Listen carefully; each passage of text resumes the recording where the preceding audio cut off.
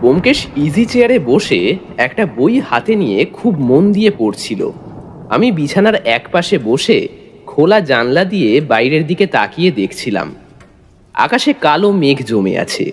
এই কয়েকদিন বেশ গুমোট গরম দিয়েছে। সচরাচর এই সময়টা বৃষ্টি হয় না। তাও বললাম, দেখো ব্যোমকেশ, আকাশে কেমন মেঘ করেছে। বৃষ্টি হবে কি? দেখো তো, বাইরে বৃষ্টি নেমেছে মনে হয়। এই অসময় বৃষ্টি? বৃষ্টির আবার সময় অসময় আছে নাকি? তার ঝরার সময় হলে সে তো ঝরবেই।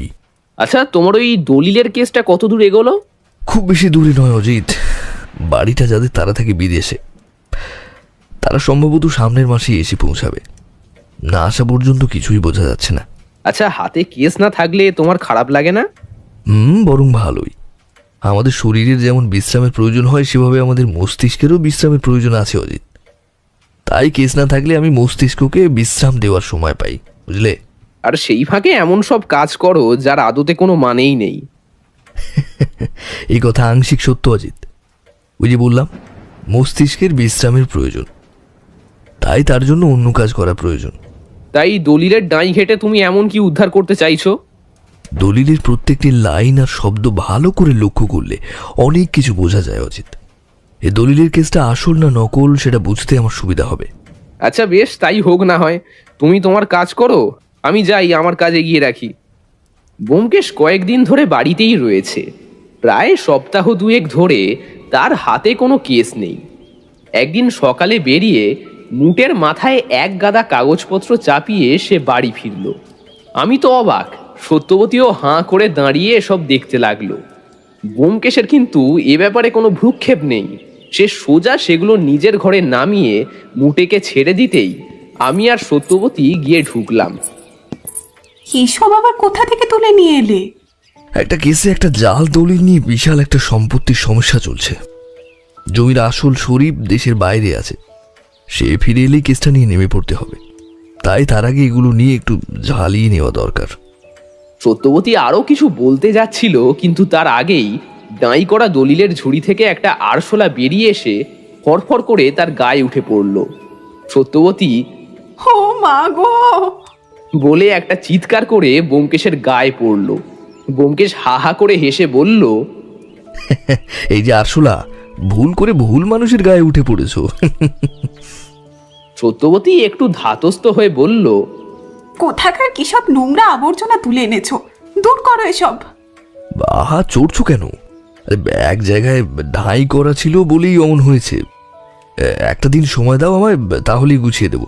কালকের মধ্যে যদি এসব পরিষ্কার না দেখেছি, তাহলে সব কিন্তু আমি বাড়ির বাইরে নর্দমায় ফেলে আসবো, এই আমি বলে দিলাম। আহা, এসব কত দামি জিনিস তুমি জানো না সত্য। এর এক একটা কলমের আঁচড়ে কত টাকার সম্পত্তি এদিক ওদিক হয়েছে তা তুমি ভাবতে পারবে না। আমার ভাবাতে হবে না। এই কথার অন্যথা হলে তুমিও বুঝবে আমার কথার এদিক ওদিক হলে আমিও কি করতে পারি। ব্যোমকেশ আর কিছু বলল না, কারণ তার আগেই সত্যবতী ঘর থেকে বেরিয়ে রান্নাঘরের দিকে চলে গেছে। আমি সামান্য হেসে একটা দীর্ঘশ্বাস ফেলে বললাম, তাহলে ব্যোমকেশ, এই সেই সত্যান্বেষী? হ্যাঁ? ব্যোমকেশের মুখের ভাবটা দেখার মতো ছিল।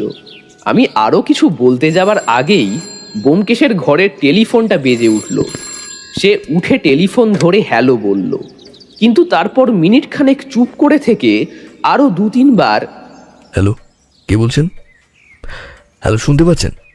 এই জাতীয় কথা বলে হঠাৎ কান থেকে ফোনটা নামিয়ে নিল। কি হলো ব্যোমকেশ? কেউ ফোন করে ধরেছিল, কিন্তু কথা বলছিল না, হঠাৎ করে কেটে গেল। ব্যোমকেশ আবার রিডায়াল করার পরেও অপর প্রান্ত থেকে কেউই ফোন ধরল না। ব্যোমকেশ একটু চিন্তিত মুখে বিছানার পাশে এসে বসল। তারপর বলল, ব্যাপারটা কি হলো বোঝা গেল না ঠিক। হয়তো কোনো সমস্যা হয়েছে, আবার ঠিক কল করে নেবে, চিন্তা করো না। আমি যাই স্নানটা সেরে আসি, কোনো ফোন এলে তুমি ধরো। ব্যোমকেশ বেরিয়ে গেল। টেলিফোন বাজলো আবার পরের দিন সকালে। আমি টেলিফোন তুলে দেখলাম দাসবাবু ফোন করেছেন। এই ব্যোমকেশ, তোমার ফোন এসছে। ব্যস্ত থাকলে ডাকতে হবে না, আমি একটা কেস নিয়ে আলোচনা করার জন্য একটু পরেই আসছি। ব্যোমকেশ বাবু যেন আবার কোথাও বেরিয়ে না পড়েন। আরে না না, ব্যোমকেশ বাড়িতেই আছে, আপনি আসুন। ফোন রাখতেই ব্যোমকেশ ঘরে ঢুকে বলল, কে অজিত? দাসবাবু? হ্যাঁ, একটা কেস নিয়ে তোমার সাথে কথা বলতে আসছেন। ব্যোমকেশ কিছু না বলে বিছানায় বসে একটা পুরনো হলদে হয়ে যাওয়া দলিল খুলে বসলো। আমি তার পাশে বসে বললাম, কালকে টেলিফোনটা কি আর এসেছিল? না হে। আচ্ছা, তুমি কি কোনো কথাই শুনতে পাওনি? একটা ট্রানজিস্টরের শব্দ আর চাপা স্বরে একটা গলা, আর কিছু না। দ্বিতীয়বার ফোন করার পরে শুধু ট্রানজিস্টরের শব্দটাই শোনা গেছে। ব্যাপারটা নিয়ে তোমার কিছু মনে হচ্ছে না? অহেতুক কোনো ব্যাপার নিয়ে খামোখা ভাবতে যাব কেন বলো তো? সত্যবতী চা নিয়ে আসতেই আমাদের কথায় ছেদ পড়ল। আমি দেখলাম সত্যবতী টেবিলের ওপর ঝেড়ে মুছে রাখা দলিলগুলো দেখছে। তারপর সে ঘর থেকে বেরিয়ে গেল। চায়ে একটা চুমুক দিয়ে বললাম, আচ্ছা দাসবাবু তো আসছেন, কেসটা কিসের কিছু জানো? দাসবাবু ঠিক কি কি বলেছিলেন তোমায়? আমি দাসবাবুর বলা কথাগুলো ব্যোমকেশকে বলে দিলাম।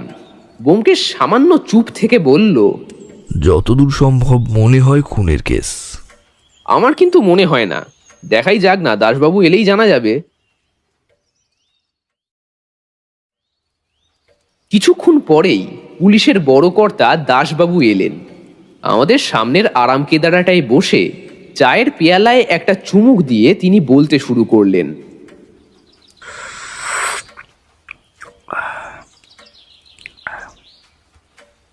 প্রথম খুনটা হওয়ার পরে আমরা স্বাভাবিকভাবেই তদন্ত করে যাচ্ছিলাম। যিনি খুন হয়েছেন তিনি একজন কণ্ঠশিল্পী, মানে গান টান করেন না, তবে ওই রেডিওতে যারা গল্প পাঠ করে শোনায় ওই তেমনই ওনার কাজ। আকাশবাণী রেডিও স্টেশনেও কাজ করেছেন শুনছি। তাছাড়া এখানে ওখানে যেসব রেকর্ডিংয়ের কাজ হয়ে থাকে তাতেও তিনি থাকেন। আচ্ছা বেশ, এনার বাড়ি কোথায়? ক্যানিং স্ট্রিটের কাছে। বাড়িতে তার হাজব্যান্ড আর ছেলে থাকে। ভিকটিম তাহলে মহিলা? হ্যাঁ, কেসের তদন্ত করতে গিয়ে জানা যায় যখন তিনি মারা যান বাড়িতে কেউ ছিল না। হাজব্যান্ডের ব্যবসা আছে মাছের, তিনি সেখানেই ছিলেন, আর ছেলে ছিল বাইরে। ছেলে বাড়ি ফিরে মাকে ডাকতে ডাকতে উপরে উঠে যায়। তখন এসব দেখে ভয় চিৎকার করে জ্ঞান হারায়। হাজব্যান্ড মানে সুশীল বর্মন কাজ থেকে ফিরে এসব দেখে তারপরে পুলিশে খবর দেয়। আর দ্বিতীয় খুন? দ্বিতীয় খুন হয়েছে কাল দুপুরে। মৃতদেহ পড়েছিল টেলিফোনের ঠিক কাছেই। রিসিভারটা ঝুলছিল টেবিল থেকে। ভিকটিম মনে হয় কাউকে ফোন করতে করতেই মারা গেছে। দুটো খুন কি একইভাবে হয়েছে? খুনের অস্ত্র পাওয়া গেছে কি? না, অদ্ভুতভাবে করা হয়েছে খুনগুলো। প্রথমে মাথায় ভারী কিছু দিয়ে আঘাত করে, তারপরে ধারালো অস্ত্র দিয়ে কণ্ঠনালী কেটে টুকরো করে দিয়েছে। সে এক মানে বীভৎস দৃশ্য, না দেখলে বিশ্বাস করবে না ব্যোমকেশবাবু। তদন্ত গিয়ে তো আমাদের এক মহিলা কনস্টেবল বমি করে দিয়েছে। ধারালো ছুরি দিয়ে কণ্ঠনালীটাকে কেটে বাইরে এনে টুকরো টুকরো করে দিয়েছে পুরো। রক্তে সারা ঘরের মেঝে ভেসে যাচ্ছে। আচ্ছা, দ্বিতীয় জনও কি কোনো কণ্ঠশিল্পী? হ্যাঁ, সেও আকাশবাণীতেই কাজ করত। আরও একটা মিল আছে এদের দুজনের মধ্যে। কি মিল? দুজনেই মহিলা। প্রথম জনের নাম অবন্তী বর্মন আর দ্বিতীয় জনের নাম সায়নী সমাদ্দার। পুলিশ প্রথম খুনের ব্যাপারে কত দূরে গিয়েছে? ঘরে ধস্তাধস্তির কোনো চিহ্ন নেই। মাথায় আঘাত আর গলার কণ্ঠনালী কাটা ছাড়া আর কোনো আঘাতেরও চিহ্ন নেই। বাড়ির আশেপাশে কোনো দোকানপাটও নেই, বা আছে তবে একটু দূরে, তারাও কিছু বলতে পারেনি। সুশীলবাবুর কাছ থেকে কোনো ব্যক্তিগত শত্রুতার কথাও জানা যায়নি। মার্ডার ওয়েপেন বা হাতের ছাপ কিছুই কিন্তু নেই কোথাও। মানে পুলিশের হাতে কোনো সূত্র নেই? আমি উপর মহলের সাথে কথা বলে এই কেসটায় আপনার সাহায্য চাইছি। আপনি না থাকলে এই কেসটায় কোনো থই কিন্তু আমি পাচ্ছি না। আচ্ছা, দ্বিতীয় খুনের জায়গাটা এখান থেকে কতটা দূর? খুব বেশি দূরে নয়। পুলিশের গাড়ি আছে। মার্ডার স্পট থেকে এখনো মৃতদেহ তোলা হয়নি। আপনি চাইলে একবার দেখে আসতেই পারেন জায়গাটা। সে তো যাবই, তবে আর একটা কথা দাসবাবু, এরা দুজনেই কি বর্তমানে আকাশবাণীর সঙ্গে যুক্ত ছিলেন নাকি রিটায়ার করেছেন? না না, এরা নিয়মিত কাজ করতেন ওখানে। বেশ, চলো অজিত, বেরিয়ে পড়া যাক। আমার অনুমান মিলল তাহলে। আমি আর কিছু উত্তর না দিয়ে পরনের জামাটা বদলে নিলাম। তারপর আমরা চললাম দ্বিতীয় খুনের জায়গায়, মানে সায়নী সমাদ্দারের বাড়িতে। মৃতদেহ কোন ঘরে আছে? উপরের ঘরে। আমরা সিঁড়ি দিয়ে উপরের ঘরে উঠতে শুরু করলাম। এ বাড়ির একজন কাজের লোক আমাদের সাথেই আছে। বন্ধ দরজা এক হাতে ঠেলে খুলতেই সত্যি বলতে ভেতরের দৃশ্য দেখে আমিও একবার চমকে উঠলাম। এভাবে কি কেউ খুন করতে পারে? গলার জায়গাটা আসলে ধরের সাথে লাগানো নাকি বিচ্ছিন্ন তাই স্পষ্ট বোঝা যাচ্ছে না। রক্তে গোটা জায়গাটা ভেসে যাচ্ছে। মেঝের একদিক প্রায় লাল হয়ে গেছে। আমরা খুব সাবধানে একটা দিক ধরে মৃতদেহের কাছে এগিয়ে গেলাম। ব্যোমকেশ খুব খুঁটিয়ে মৃতদেহ পরীক্ষা করে বলল, মৃতদেহ প্রথম কে দেখেছিলেন? কাজের লোকটি আস্তে আস্তে বলল, এগে আমি দেখেছি বাবু, কখন দেখেছো? সকালে। আমি প্রতিদিন সকালে এখানে কাজে আসি। দিদিমণি একাই থাকেন বাড়িতে। আমি সকালে যখন আসি তখন দিদিমণি উঠে পড়েন। আমি এসে দিদিমণিকে চা জল খাবার করে দিই আর আমিও খাই। তারপর সব কাজ শুরু করি। তারপর আজকে সকালে এসে দেখি ঘরের দরজা বন্ধ।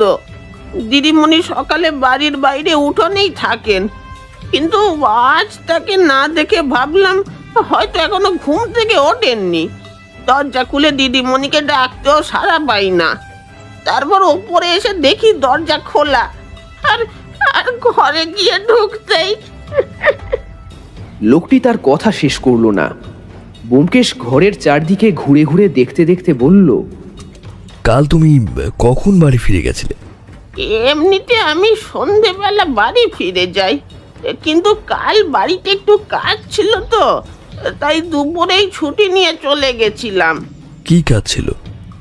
আসলে বাড়ির চালটা একদম ভেঙে পড়েছে। কাল লোক লাগিয়ে ওটা সারাচ্ছিলাম।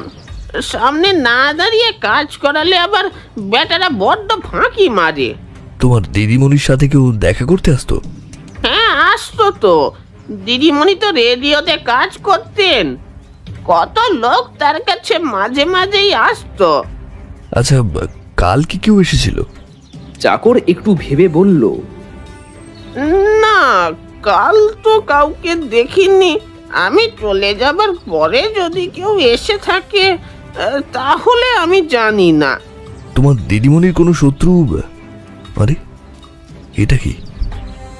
বলতে বলতেই ব্যোমকেশ বিছানার পায়ার কাছ থেকে কি যেন একটা কুড়িয়ে নিল। আমি তাকিয়ে দেখলাম সেটা একটা শার্টের বোতাম। দাসবাবু, এটা আমি রাখলাম।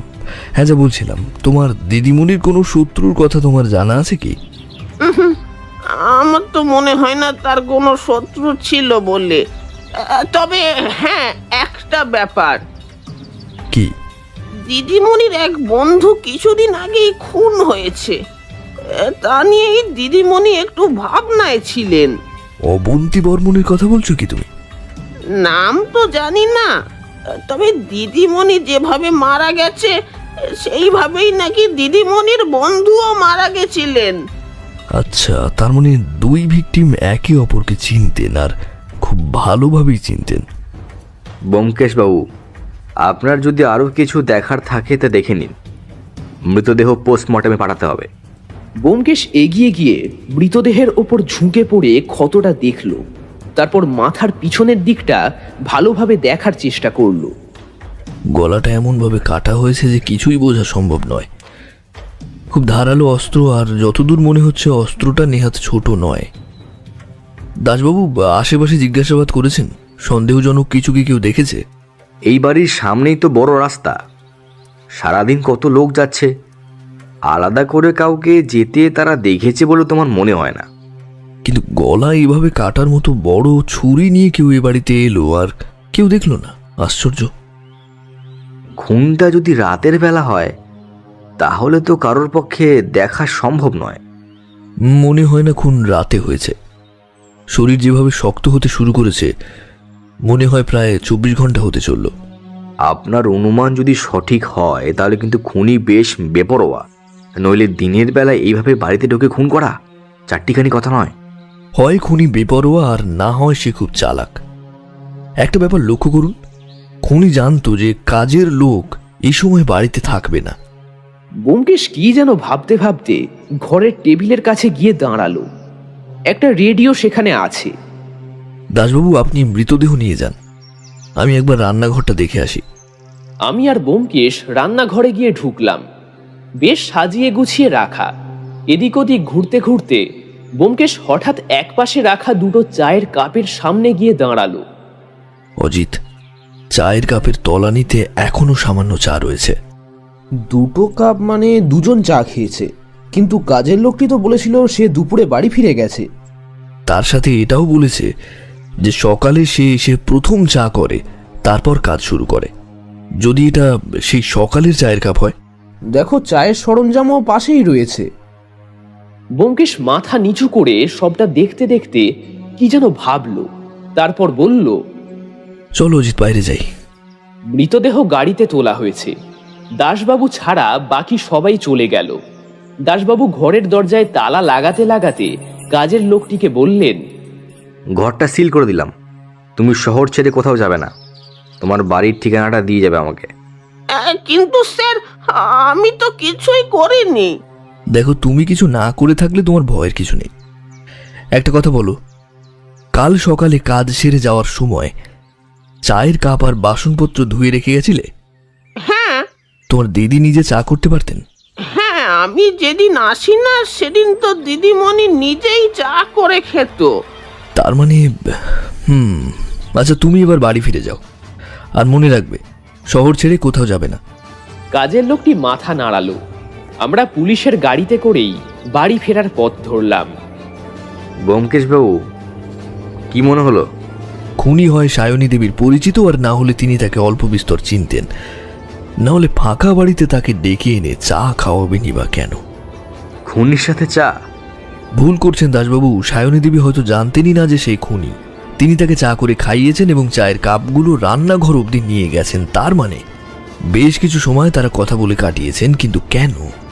আরেকটা ব্যাপার ব্যোমকেশ, তুমি বলেছিলে খুনটা হয়েছে বড় কোনো ধারালো অস্ত্র দিয়ে, কিন্তু তা যদি সায়নী দেবী দেখেই থাকেন তাহলে তিনি সাবধান হননি কেন? খটকা দুটো থেকে যাচ্ছে অজিত। একটার সমাধান হলে পরে এই কেসের আর একটা সূত্র মিলবে। আচ্ছা দাসবাবু, আপনি যে প্রথম খুনের কথা বলছিলেন, তার মানে অবন্তী বর্মনের ব্যাপারটা, তার বাড়িতে গিয়ে একবার দেখা যাবে ব্যাপারটা? হ্যাঁ, তবে আজ আর হবে না। থানায় গিয়ে বেশ কয়েকটা কাজ রয়েছে, পোস্টমর্টমের ব্যাপারটাও রয়েছে আবার। তাহলে কাল সকালে যাওয়া যাক।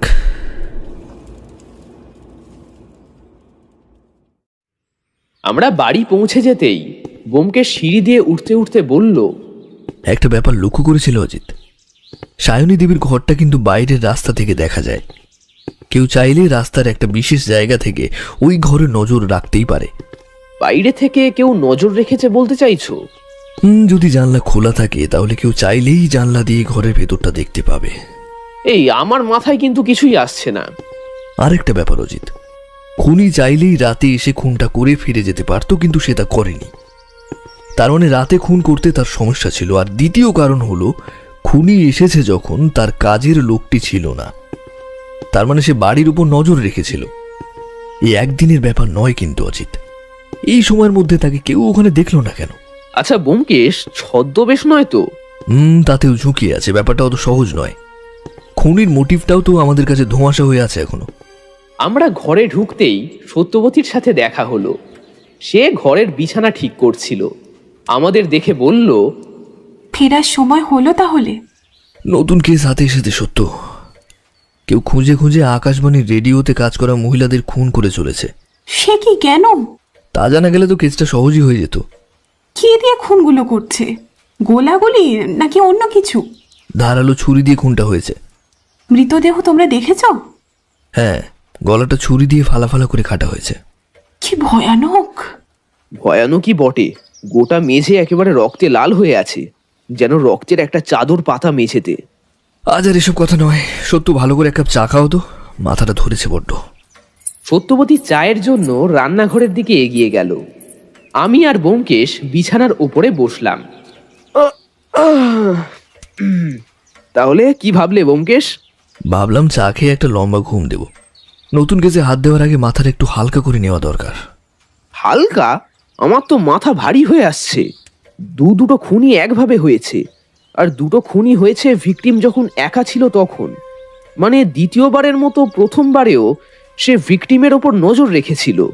ঠিক অজিত, এই কাজে তার সব থেকে বেশি প্রয়োজন ছিল সবার চোখের আড়ালে থাকা, যাতে সে সব দেখলেও তাকে কেউ না দেখে। অজিত, তোমার বুদ্ধি খুলছে অজিত, বুদ্ধি খুলছে। ওসব রাখো ব্যোমকেশ, এবার তাহলে অবন্তী বর্মনের বাড়িতে গিয়ে ব্যাপারটা না দেখা পর্যন্ত তো বাকিটুকু জানা যাবে না। তা ঠিক বলেছ, তবে মাত্র একটা সূত্র কিন্তু আমাদের কাছে আছে অজিত। কি? ব্যোমকেশ এ কথার উত্তর না দিয়ে পকেট থেকে একটা জিনিস বার করে আমার চোখের সামনে ধরে বলল, এই যে এটা। আমি তাকিয়ে দেখলাম তার 2 আঙুলের ফাঁকে ধরা আছে সেই মৃতদেহের পাশ থেকে পাওয়া বোতামটা। আরে, এটার কথা তো ভুলেই গেছিলাম, কিন্তু এটা থেকে তো আর কিছুই জানা যাবে না। অবশ্যই যাবে, যেমন একটা কোটের বোতাম, মানে খুনি পুরুষ কেউ একজন, আর দ্বিতীয় সে বেশ শৌখিন। ভালো করে দেখলে তুমি বুঝবে এটা অতি সাধারণ কোনো কোটের বোতাম নয়। এই ধরনের কোটের দামও অনেক।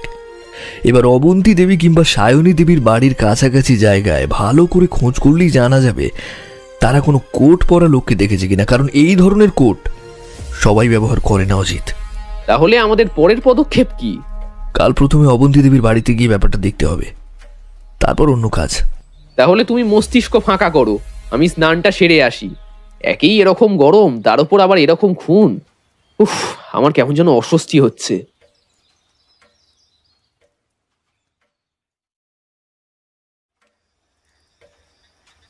দাসবাবু সন্ধ্যের দিকে ফোন করলেন, তবে ফোনে কথা বলার পর ব্যোমকেশ চিন্তিত মুখে এসে বলল, অবন্তী দেবীর বাড়িতে একটা হুমকির চিঠি এসেছে অজিত। কখন হলো এটা? আজ বিকেলে অবন্তী দেবীর হাজবেন্ড টেলিফোনে পুলিশকে জানিয়েছে ব্যাপারটা। উনি ফোন করে জানালেন, আর আমরা যে কেসটায় হাত দিয়েছি তা জানতে পেরে গেছে খুনি। তাই হুমকি চিঠি দিয়ে আমাদের কেসটা থেকে সরিয়ে দেওয়ার জন্য এই চিঠি। কিন্তু আমরা যে সায়নী দেবীর বাড়িতে গেছিলাম সেটা খুনি জানলো কি করে? হয়তো অনুসরণ করছে আমাদেরকে। তবে আরেকটা কথা, কি? খুনি জানিয়েছে যে মৃতদেহর সাথে যা হয়েছে তা ওদের পাপের ফল। এখনো 2 জন বাকি আছে, তাদের বাঁচাতে চাইলেও আমি বাঁচাতে পারবো না। সরাসরি চ্যালেঞ্জ? চ্যালেঞ্জ ব্যাপারটা আমার বেশ ভালো লাগে অজিত। এরকম সাবধান বাণী না থাকলে কেস নেহাত জলো হয়ে যায় অজিত। এবার তো খেলা জমবে। আরো 2টো খুন, তার মানে এদের সবার সাথে খুনির কোনো ব্যক্তিগত শত্রুতা রয়েছে। ব্যোমকেশ অন্যমনস্কভাবে জানলার কাছে গিয়ে দাঁড়ালো, তারপর বলল, তা তো কাল জানা যাবে অজিত, আজ আর নয়।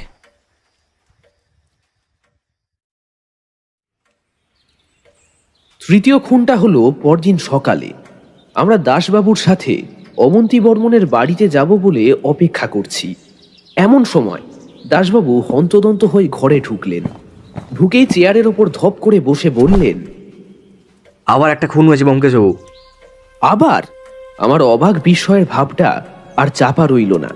সকালে আপনার বাড়িতে আসার জন্য যখন বেরাতে যাব তখন টেলিফোনটা এলো, মিটিয়া বুরুজের কাছে একটা খুন হয়েছে।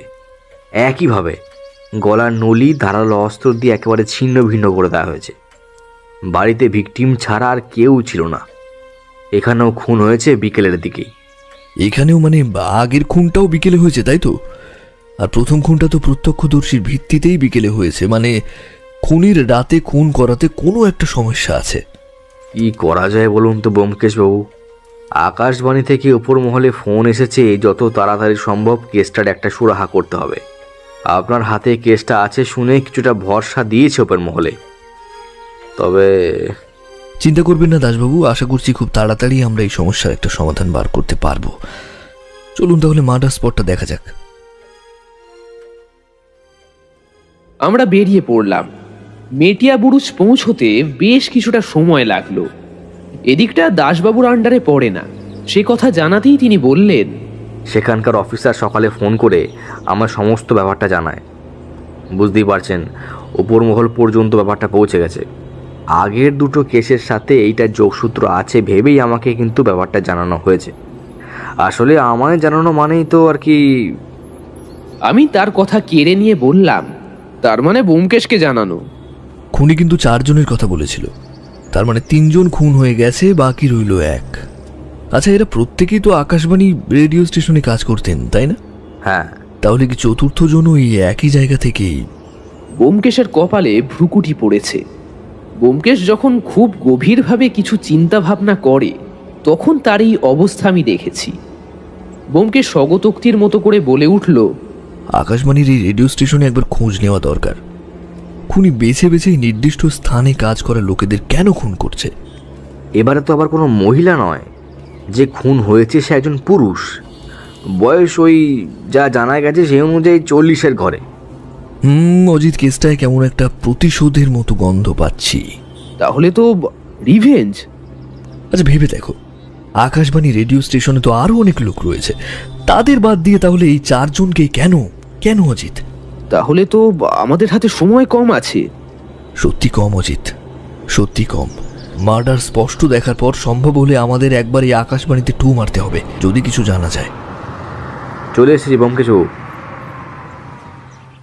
আমরা যেখানে নামলাম তার সামনে একটা ছোট্ট গেট আছে, তারপরে একতলার একটা বাড়ি। বাড়ির সামনে পুলিশ পাহারা দিচ্ছে। আমরা গেটের দিকে এগিয়ে যেতেই গেটে দাঁড়িয়ে থাকা একটা কনস্টেবল দাসবাবুকে সেলাম করলো। তোমাদের অফিসার কোথায়? কনস্টেবল ভেতরের দিকে ইশারা করতেই আমরা দেখলাম গেটের ভিতরে একজন পুলিশ অফিসার এক বয়স্ক ভদ্রমহিলার সাথে কী সব যেন কথা বলছেন।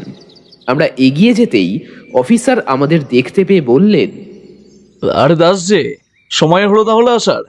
ব্যোমকেশ বাবুকে আনতে গেছিলাম। ব্যোমকেশ বাবু, কি হচ্ছে বলুন তো? একজন বেছে বেছে কণ্ঠশিল্পীদের নিশানা বানাচ্ছে কেন? শুধু কণ্ঠশিল্পী নয়, আকাশবাণী রেডিও স্টেশনে কাজ করা কণ্ঠশিল্পীদের, মিস্টার। অদমের নাম তন্ময় লাহিড়ী। বেশ, তা খুনটা কি করে হলো? কেউ একজন দেখা করতে এসেছিল ভিকটিমের সাথে। এই ভদ্রমহিলা ভিকটিমের মা। ভিকটিমের নাম সাক্ষ্য চক্রবর্তী। ভদ্রমহিলা সে সময় বাইরে ছিলেন। প্রতিদিন এ সময় তিনি পাশের বাড়িতে যেতেন। পাশের বাড়ির এক ভদ্রমহিলার সাথে গল্পগুজব করতেন। বাড়িতে যে এসেছিল তাকে আর সাক্ষ্য বাবুকে চা করে দিয়ে উনি চলে যান। তারপর ফিরে এসে দেখেন দরজা খোলা। ঘরে ঢুকে তিনি দেখেন সাক্ষ্যবাবু মেঝেতে পড়ে আছেন। বয়স্ক মহিলা এতে রক্ত আর বিভৎসতা দেখে ভয়ে অজ্ঞান হয়ে যায়। জ্ঞান আসার পরেও কিছুটা সময় উনি কি করবেন বুঝে উঠতে পারছিলেন না। তারপর প্রতিবেশীদের ডেকে সব জানান। তারাই পুলিশের কাছে ফোন করে। আমরা রাতে এসে পড়েছিলাম, কিন্তু মৃতদেহ নিয়ে যাওয়ার আগের দুটো খুনের কথা মনে পড়তে ওপর মহলে জানায়। তারাই দাসবাবুকে জানাতে বলে। এসব করতে করতে বেশ রাত হয়ে যায়। দাসবাবুকে ফোনে পাই সে সকালে। তারপর তো আপনি আসবেন শুনে আমরা আর। ঠিক এই সময় গেটের কাছ থেকে একটা কথাবার্তা শুনে আমরা তাকাই।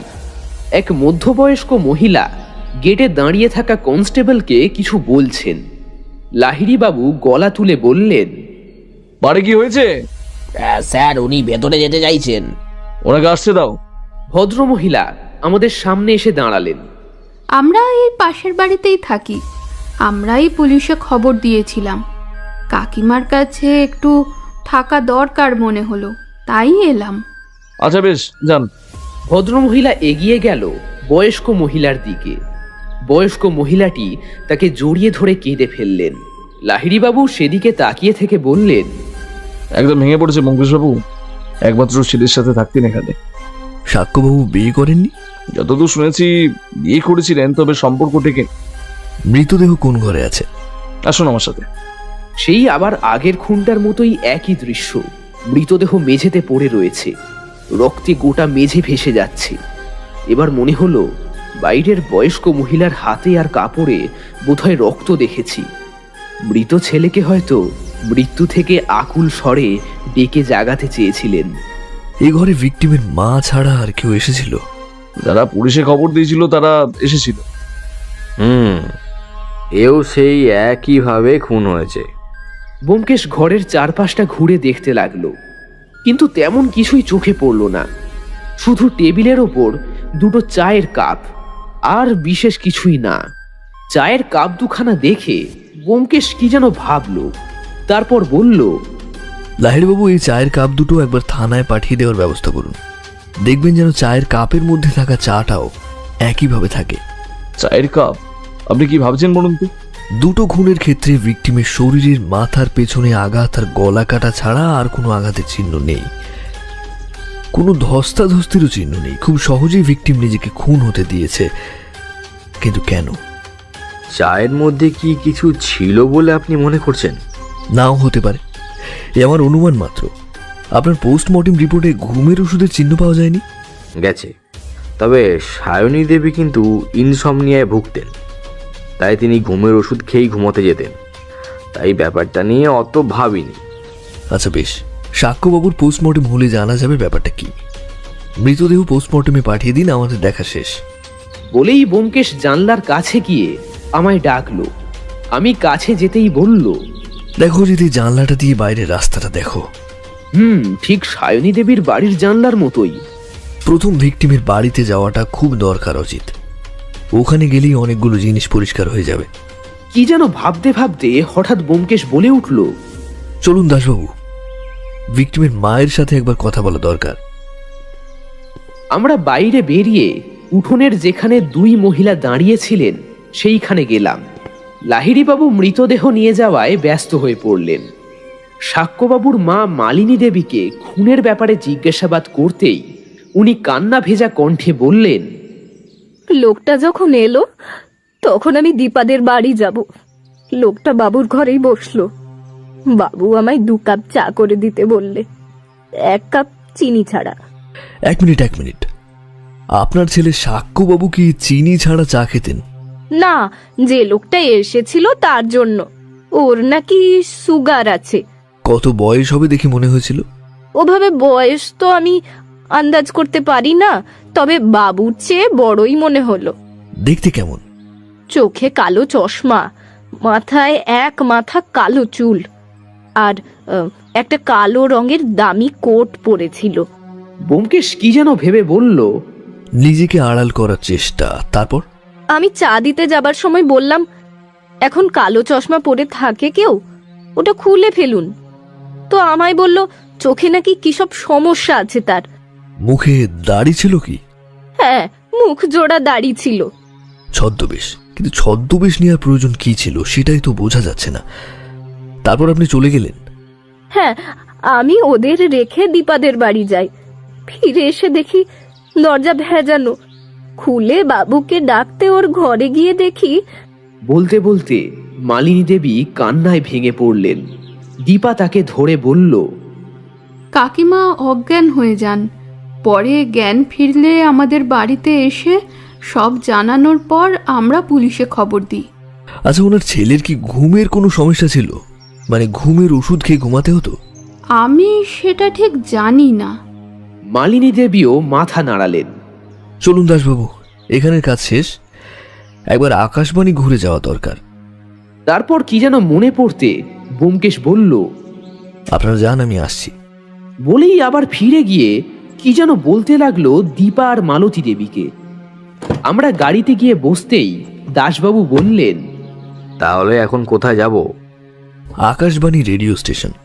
এই কেসের সব সমস্যার আসল শিকড় ওটাই। আকাশবাণীর বড় বাড়িটার সামনে গিয়ে আমরা পৌঁছলাম। এদিকটা খুব বেশি আসা হয় না, কিন্তু ট্রানজিস্টার রেডিওতে আকাশবাণীর বিভিন্ন অনুষ্ঠান আর খবর শোনার অভ্যেস অনেকেরই আছে। আমরা দরজার কাছে দাঁড়িয়ে পরিচয় দিতেই আমাদের ভিতরে যেতে দেওয়া হলো। যদিও ব্যোমকেশের পরিচিতি নেহাত মন্দ নয়, তবুও সঙ্গে পুলিশ থাকলে বিভিন্ন ক্ষেত্রে অনেক রকম সুবিধা হয় দেখেছি। ব্যাপারটা আমারও কানে এসেছে, বুঝলেন তো। যারা মারা গেছেন তারা সবাই আমাদের এই রেডিও স্টেশনের বেশ গুরুত্বপূর্ণ পদে ছিলেন। এমন অনেক প্রোগ্রাম ছিল যেগুলো তারাই পরিচালনা করত। সব থেকে বড় যেটা হলো, এদের অনুপস্থিতি আমাদের বেশ বিপদে ফেলবে। এদের সাথে আপনার তাহলে বেশ ভালো পরিচিতি ছিল তাহলে?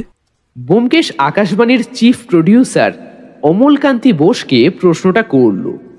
এরা সকলেই অনেক পুরনো লোক। যখন প্রথম এরা এখানে আসে তখন বয়স সকলেরই কম ছিল। অবন্তী আর সায়নী তো সব থেকে পুরনো ছিল, আর সাক্ষ্য তো তখন একেবারে বাচ্চা ছেলে। না না, ঠিক আছে অমলবাবু, এদের কোনো ব্যক্তিগত শত্রুতা ছিল কারোর সাথে? শত্রু? অমলবাবু কি যেন ভাবলেন, তারপর বললেন, তেমন কিছু তো কই মনে পড়ে না।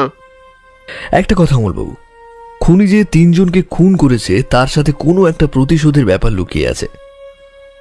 খুনির লক্ষ্য 4 জন, মানে আরেকজন আছে তাহলে এই গোটা ব্যাপারটায়। 4 জন? দাঁড়ান দাঁড়ান, তাহলে কি বীরেনের কথা বলছেন আপনারা? ইনিকে? আমাদের রেডিও স্টেশনেই কাজ করে। যে 3 জন মারা গেছে তাদের সাথেই বিভিন্ন অনুষ্ঠান আর বিভাগে কাজ করত। তাহলে কি খুনির পরের নিশানা এই বীরেনবাবুই? এখনই তা বলা সম্ভব নয় দাসবাবু, খুনির মোটিভটা আগে জানা দরকার। আচ্ছা, এই 4 জন মিলে একসাথে কোনো কাজ বা কোনো একটা অনুষ্ঠান পরিচালনা করেছেন এমন কিছু আছে কি? অমলবাবু একটা খাতা টেনে বার করলেন, তারপর বললেন, আমাদের রেডিও স্টেশনে যখন কোনো নতুন মুখ মানে নতুন গলা নেবার প্রয়োজন হতো তখন এরাই সেই কাজ করত। এরা 4 জন মিলে নতুন দরখাস্ত দেখে তাদের মধ্যে থেকে একজনকে বেছে নিত। এবার কোনো কারণে আপনাদের নতুন মুখের নির্বাচন হয়েছে, মানে আমি বলতে চাইছি এবারেও কি অডিশন নিয়েছিলেন এরা? 3 মাস আগে করেছেন। সেখানে কোনো অস্বাভাবিক কিছু ঘটেছিল কি? না, সেরকম কিছু তো আমি শুনিনি। আরে এই তো চা এসে গেছে। আরে বিনোদ, তুমি তো বীরেনকে ভালোভাবেই চেনো, এদের সাথে একবার কথা বলো তো। আমাদের যে 3 জন মারা গেছে তাদের ব্যাপারে এনারা কথা বলতে এসেছেন। আমি নতুন এসেছি এখানে, তবে আমি প্রায় সবাইকেই চিনে নিয়েছি এর মধ্যে। কতদিন হয়ে গেছে তুমি এখানে এসেছো? 2 মাস হবে স্যার। যারা মারা গেছে সবাইকে তুমি চিনতে? হ্যাঁ, আমার ফাইলপত্র নিয়ে এখানে ওখানে যেতে হয় মাঝে মধ্যেই, তাই সবাই আমার চেনা। যারা মারা গেছে তাদের মধ্যে কোনো অদ্ভুত ব্যাপার কিছু লক্ষ্য করেছিলে? কই না তো। এরই মধ্যে তোমার এমন কিছু মনে হয়েছে যে এদের সাথে কারোর ব্যক্তিগত শত্রুতা বা অন্য কিছু ছিল? না স্যার, তবে একটা কানাঘুষো খবর শুনেছিলাম। কি? শেষবার যখন এই রেডিও স্টেশনের জন্য নতুন গলার প্রয়োজন ছিল তখন একটা অডিশন হয়েছিল, সেখানে অনেকেই নাম দিয়েছিল। তবে এই অডিশনের পর একজন নাকি হঠাৎ করেই আত্মহত্যা করে, কারণ কিছু জানা যায়নি। এখানে আমার জায়গায় যেই বয়স্ক ভদ্রলোক কাজ করতেন সে তারই ছেলে ছিল। ফেলে মারা যাবার পরই ভদ্রলোক কাজ ছেড়ে দেয়। তারপর আমি এখানে আসি। লোকটাকে তুমি চেনো? না স্যার, তবে বড়বাবুর কাছে তার ঠিকানা থাকতে পারে, আপনারা পেয়ে যাবেন। ঠিক আছে বিনোদ, অনেক ধন্যবাদ তোমায়। ব্যাপারটা ঠিক কি তা আমিও জানি না। লোকটা আমাদের এখানেই কাজ করত, তার নাম বাসুদেব সামন্ত। বেশ ভালোই লোক ছিল। 2 মাস আগে আমাদের একটা নতুন গলার প্রয়োজন হয়, তখন আমরা বিজ্ঞাপন দিই। বিচারক এই 4 জনই ছিল। কয়েকদিন পরে খবর পাই কি একটা কারণে যেন বাসুদেব বাবুর ছেলে আত্মহত্যা করেছে। তারপরেই বাসুদেব বাবু কাজ ছেড়ে দেয়। তার জায়গায় তখন আমরা বিনোদকে রাখি। এই বিষয় নিয়ে আপনার কিছু জানা নেই? মানে কেন এমন করলো? বাসুদেব বাবুও কি কিছুই বলেনি? না, শুনেছিলাম সেও এই ঘটনার পরে বেশ অসুস্থ হয়ে পড়েছে। ঠিক আছে অমলবাবু, আজ চলি, প্রয়োজন হলে আবার আসবো। আমরা বেরিয়ে এলাম। গাড়িতে বসেই দাসবাবু বললেন, ব্যোমকেশ বাবু, বলছিলাম এই বাসুদেব বাবুর সাথে একবার কথা বলে নিলে কি হতো না? দেখলাম ব্যোমকেশের কপালে ভাঁজের সংখ্যা ক্রমাগত বেড়েই চলেছে। এখন সে চোখ বুজে বসে আছে গাড়ির পিছনে হেলান দিয়ে। আমি স্পষ্ট বুঝতে পারছি সে গভীরভাবে কিছু চিন্তা করছে। দাসবাবু আমার দিকে তাকাতেই আমি ইশারায় তাকে অপেক্ষা করতে বললাম। মিনিট খানেক পরে ব্যোমকেশ চোখ খুলে বলল, অজিত, কোথায় আগে যাওয়া প্রয়োজন? সে আর আমি কি করে বলবো? অজিত, এখনো পর্যন্ত কেসটা দেখে তোমার যা মনে হচ্ছে তাতেই বলো যে এখন আমাদের কোথায় যাওয়া প্রয়োজন। বীরেনবাবুকে সাবধান করে দেওয়াটা প্রয়োজন। যদিও আমার মনে হয় এই 3টে খুনের অন্তত 2টোর কথা তার জানা আছে, তাই তিনি অন্তত সাবধানে থাকবেন। অন্তত আজ যে তিনি আকাশবাণীতে আসেননি সেটা তারই প্রমাণ। বেশ বেশ বেশ, তারপর? আমার মনে হয় বাসুদেব বাবুর বাড়িতে যাওয়াটা আগে প্রয়োজন, কারণ সেখানে গেলে অনেকগুলো ব্যাপার জানা যাবে, যেমন বাসুদেব বাবুর ছেলের আত্মহত্যার কারণটা, আর তার সাথে এই 4 জনের মৃত্যুর কোনো সম্পর্ক আছে কিনা সেটাও খোলসা হবে। অসাধারণ অসাধারণ, কিন্তু কিছু নতুন তোমার মনে হচ্ছে অজিত? একটা ব্যাপার মনে হচ্ছে, যদিও আমি ভুলও হতে পারি। খুনি কিন্তু এই 4 জনের ওপর শুধু নজর রাখেনি, খুনি হয়তো তাদের খুব ভালোভাবে চিনত। এমন মনে হওয়ার কোনো কারণ? আমি একটু ভেবে নিয়ে বললাম, তুমি বলেছিলে খুনি যদি অচেনা হয় তাহলে তার সাথে ওরা সময় কাটাবে কেন? তার মানে খুনি ভিকটিমদের চেনা। ব্যোমকেশ মুখে একটা অদ্ভুত শব্দ করে বলল, তোমার অনুমান অনেকটা কাছাকাছি গেছে অজিত, তবে খুনিকে ভিকটিমদের কেউ চিনত না। তুমি বোধহয় ভুলে যাচ্ছ যে মালতী দেবী মানে সাক্ষ্যবাবুর মা খুনিকে কালো চশমা আর চাপ দাড়িতে দেখেছিল। এটা তো মাথায় ছিল না। তাহলে এবার কি করবে? চলো আগে বাসুদেববাবুর সাথে একবার দেখা করে আসি, তারপর দেখা যাক কি করা যায়। আজ আর নয়, এটাই শেষ। দাসবাবু, এই কেসের পর কিন্তু আমি 1 সপ্তাহ আর কোনো কেস নেব না। মানে এই কেসটা তুলে দিন, তারপর আর আপনাকে। গাড়ির শব্দে দাসবাবুর কথা আর শোনা গেল না। আমি বাইরের দিকে তাকিয়ে ভাবতে লাগলাম কেসটা কোথায় গিয়ে দাঁড়াচ্ছে।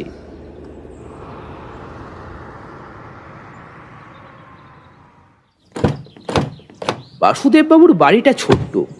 একটা কাঠের দরজার ওপর দাসবাবু শব্দ করে বললেন, বাসুদেববাবু, বাসুদেববাবু, আমরা থানা থেকে আসছি, বাড়িতে আছেন? তারপর ভিতরের দিক থেকে কারুর হেঁটে আসার শব্দ শোনা গেল। আমরা একটু সরে এসে দাঁড়ালাম। একটি অল্প বয়সী মেয়ে দরজা খুলে দিল।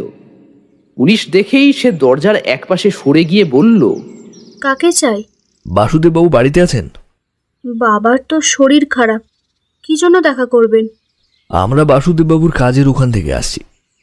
একবার ওনাকে গিয়ে বলো যে আমরা ওনার সাথে দেখা করতে চাই। মেয়েটি দরজার ওপাশ থেকে বাইরে এসে আমাদের 3 জনকে দেখল, তারপর এক ছুটে ভেতরে চলে গেল। এখন আর পুলিশ এসে কি হবে? আমার জনজ্ঞান্ত ছেলেটা চলে গেল। বাসুদেববাবুর ছোট্ট ঘরটায় কেমন যেন একটা মলিন ভাব আছে। বিছানার ওপর একটা কম্বল গায়ে তিনি শুয়েছিলেন। আমাদের আসতে দেখে উনি উঠে বসেছেন। বোধহয় চোখে ভালো দেখেন না। গোটা ঘর জুড়ে কালি ঝুলির ছাপ রয়েছে। মেয়েটি আমাদের জন্য চা করে নিয়ে এসেছে। আমাদেরকে দেখে প্রথমে সে একটু চমকে উঠে ভয় পেয়েছিল, কিন্তু এখন তা কেটে গেছে। মেয়েটি গিয়ে বাসুদেববাবুকে উঠে বসতে সাহায্য করলো। ব্যাপারটা কি হয়েছিল আমাদের একবার বলবেন কি? কি হয়েছিল তা কি আর আমি জানি? আমি তখন আকাশবাণীতে কাজ করি। পিয়নের কাজ ফাইলপত্র এখানে ওখানে পৌঁছে দেওয়া, সবার ফাইল ফরমাস খাতা। একদিন শুনলাম আকাশবাণীতে নাকি নতুন গলা খুঁজছে। ওরা মাঝে মাঝে নতুন কোন রেডিও অনুষ্ঠানের জন্য এমন লোক নিত। আমার ছেলেটা খুব ভালো গান করতো স্যার। ওকে বলতেই ও দরখাস্ত করলো, ওকে ডাকাও হলো। সেদিন আমিও ছিলাম ওখানে, কিন্তু ও যে আমার ছেলে তা কেউ জানতো না। আমি বলিনি কাউকে। একটা পিয়নের ছেলে বলে সবার কাছে পরিচয় দিতে চাইতাম না আমি। ওকে বারণ করতাম, কিন্তু ও আর শুনতো না মোটে। বলতো কোনো কাজই নাকি ছোট নয়, আর পরিচয় নিয়ে কখনো লজ্জা পেতে নেই। বড় ভালো ছেলে ছিল আমার স্যার, তবে একটুটাই কষ্ট পেয়ে যেত। কাউকে কিচ্ছু বলতে চাইতো না।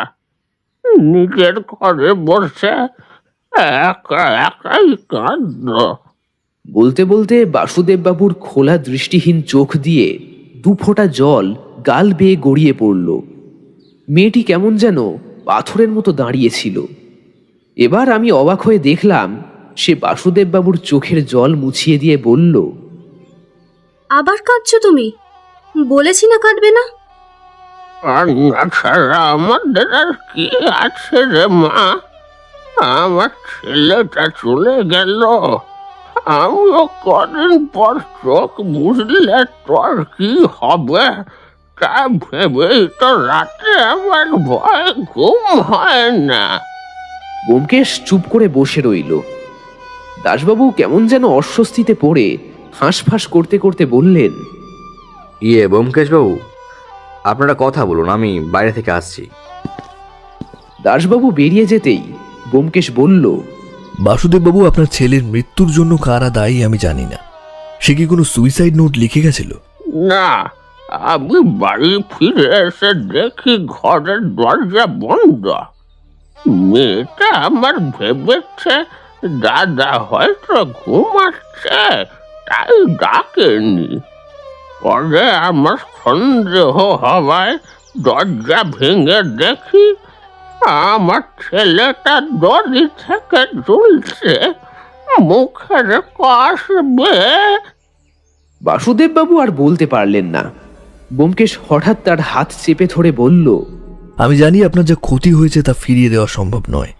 সেদিন আকাশবাণীর ওই ইন্টারভিউ রুমে কিছু একটা হয়েছিল যার জন্য আপনার ছেলে আত্মহত্যা করেছে। তবে সেটা না জানা পর্যন্ত আমি কিছুই করতে পারবো না। আমি একবার আপনার ছেলের ঘরটা ঘুরে দেখতে চাই। বেশ, তো দেখুন, ও ঘর এখন বন্ধই থাকে।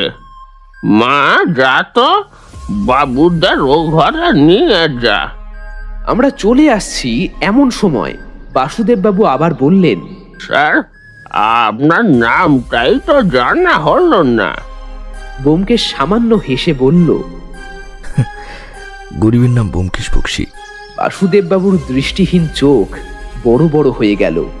তিনি দু হাতে হাতড়ে হাতড়ে ব্যোমকেশের হাত ধরে বললেন, ব্যোমকেশ বক্সী মানে সেই গোয়েন্দা ব্যোমকেশ বক্সী? আমার কি কপাল দেখুন, আপনাকে চোখের দেখাও দেখতে পাচ্ছি না। তাতে কি হয়েছে? আমি এমন কেউ নই যাকে দেখতেই হবে। আপনি চিন্তা করবেন না, আপনার ছেলের দিকটা আমি দেখব। আর বাসুদেববাবু, আমি গোয়েন্দা নই, আমি সত্যান্বেষী। এই ঘরেই তোমার দাদা থাকতো? অজিত, ভালো করে ঘরটা ঘুরে দেখে নাও।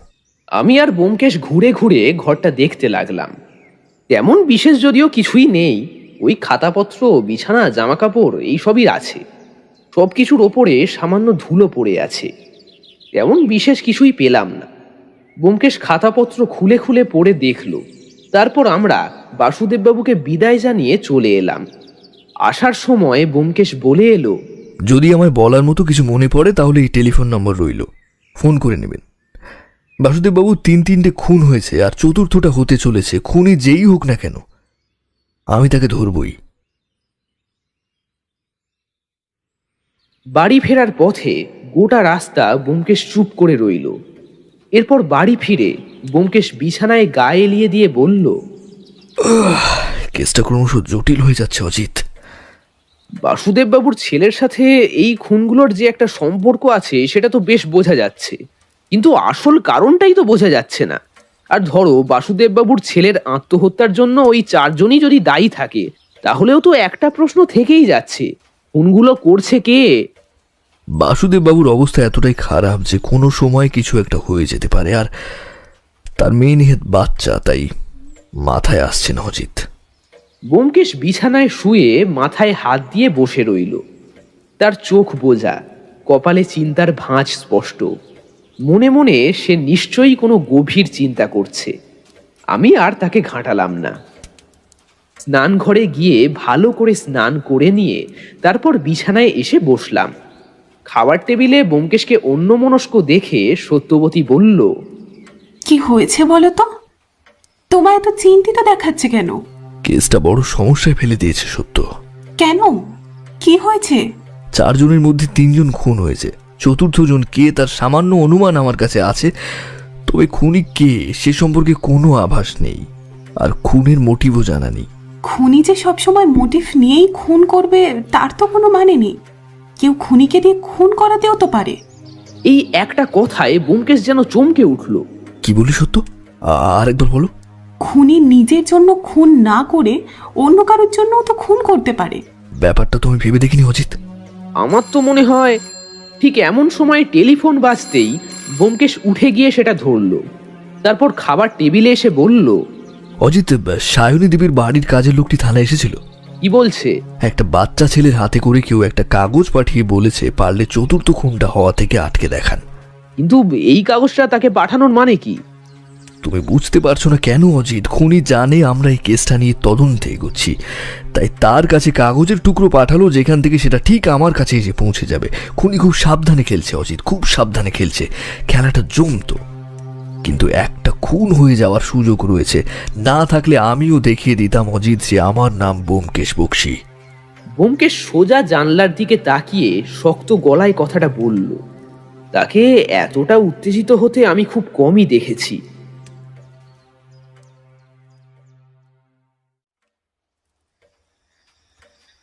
নিজের ঘরের বিছানায় শুয়েও রাতে ঘুম আসছিল না কিছুতেই। এর আগেও এমন অনেক কেসে বেশ ধাঁধায় পড়েছি, কিন্তু সেসব কেসে অন্তত একটা না একটা সূত্র ছিল, সেটা ধরেই ব্যোমকেশ শেষ পর্যন্ত অপরাধী অবধি পৌঁছেছিল। কিন্তু এই কেসে অমলবাবু আর বিনোদের কথায় যখন মনে হয়েছিল বাসুদেববাবুর কাছ থেকেই কিছু একটা অন্তত জানা যাবে, ঠিক তখনই যেন আমাদের তদন্ত একটা গুঁতা খেল।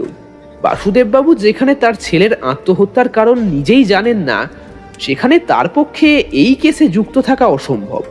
তাছাড়া তার নিজের শরীরের অবস্থাও তো বেশ খারাপ।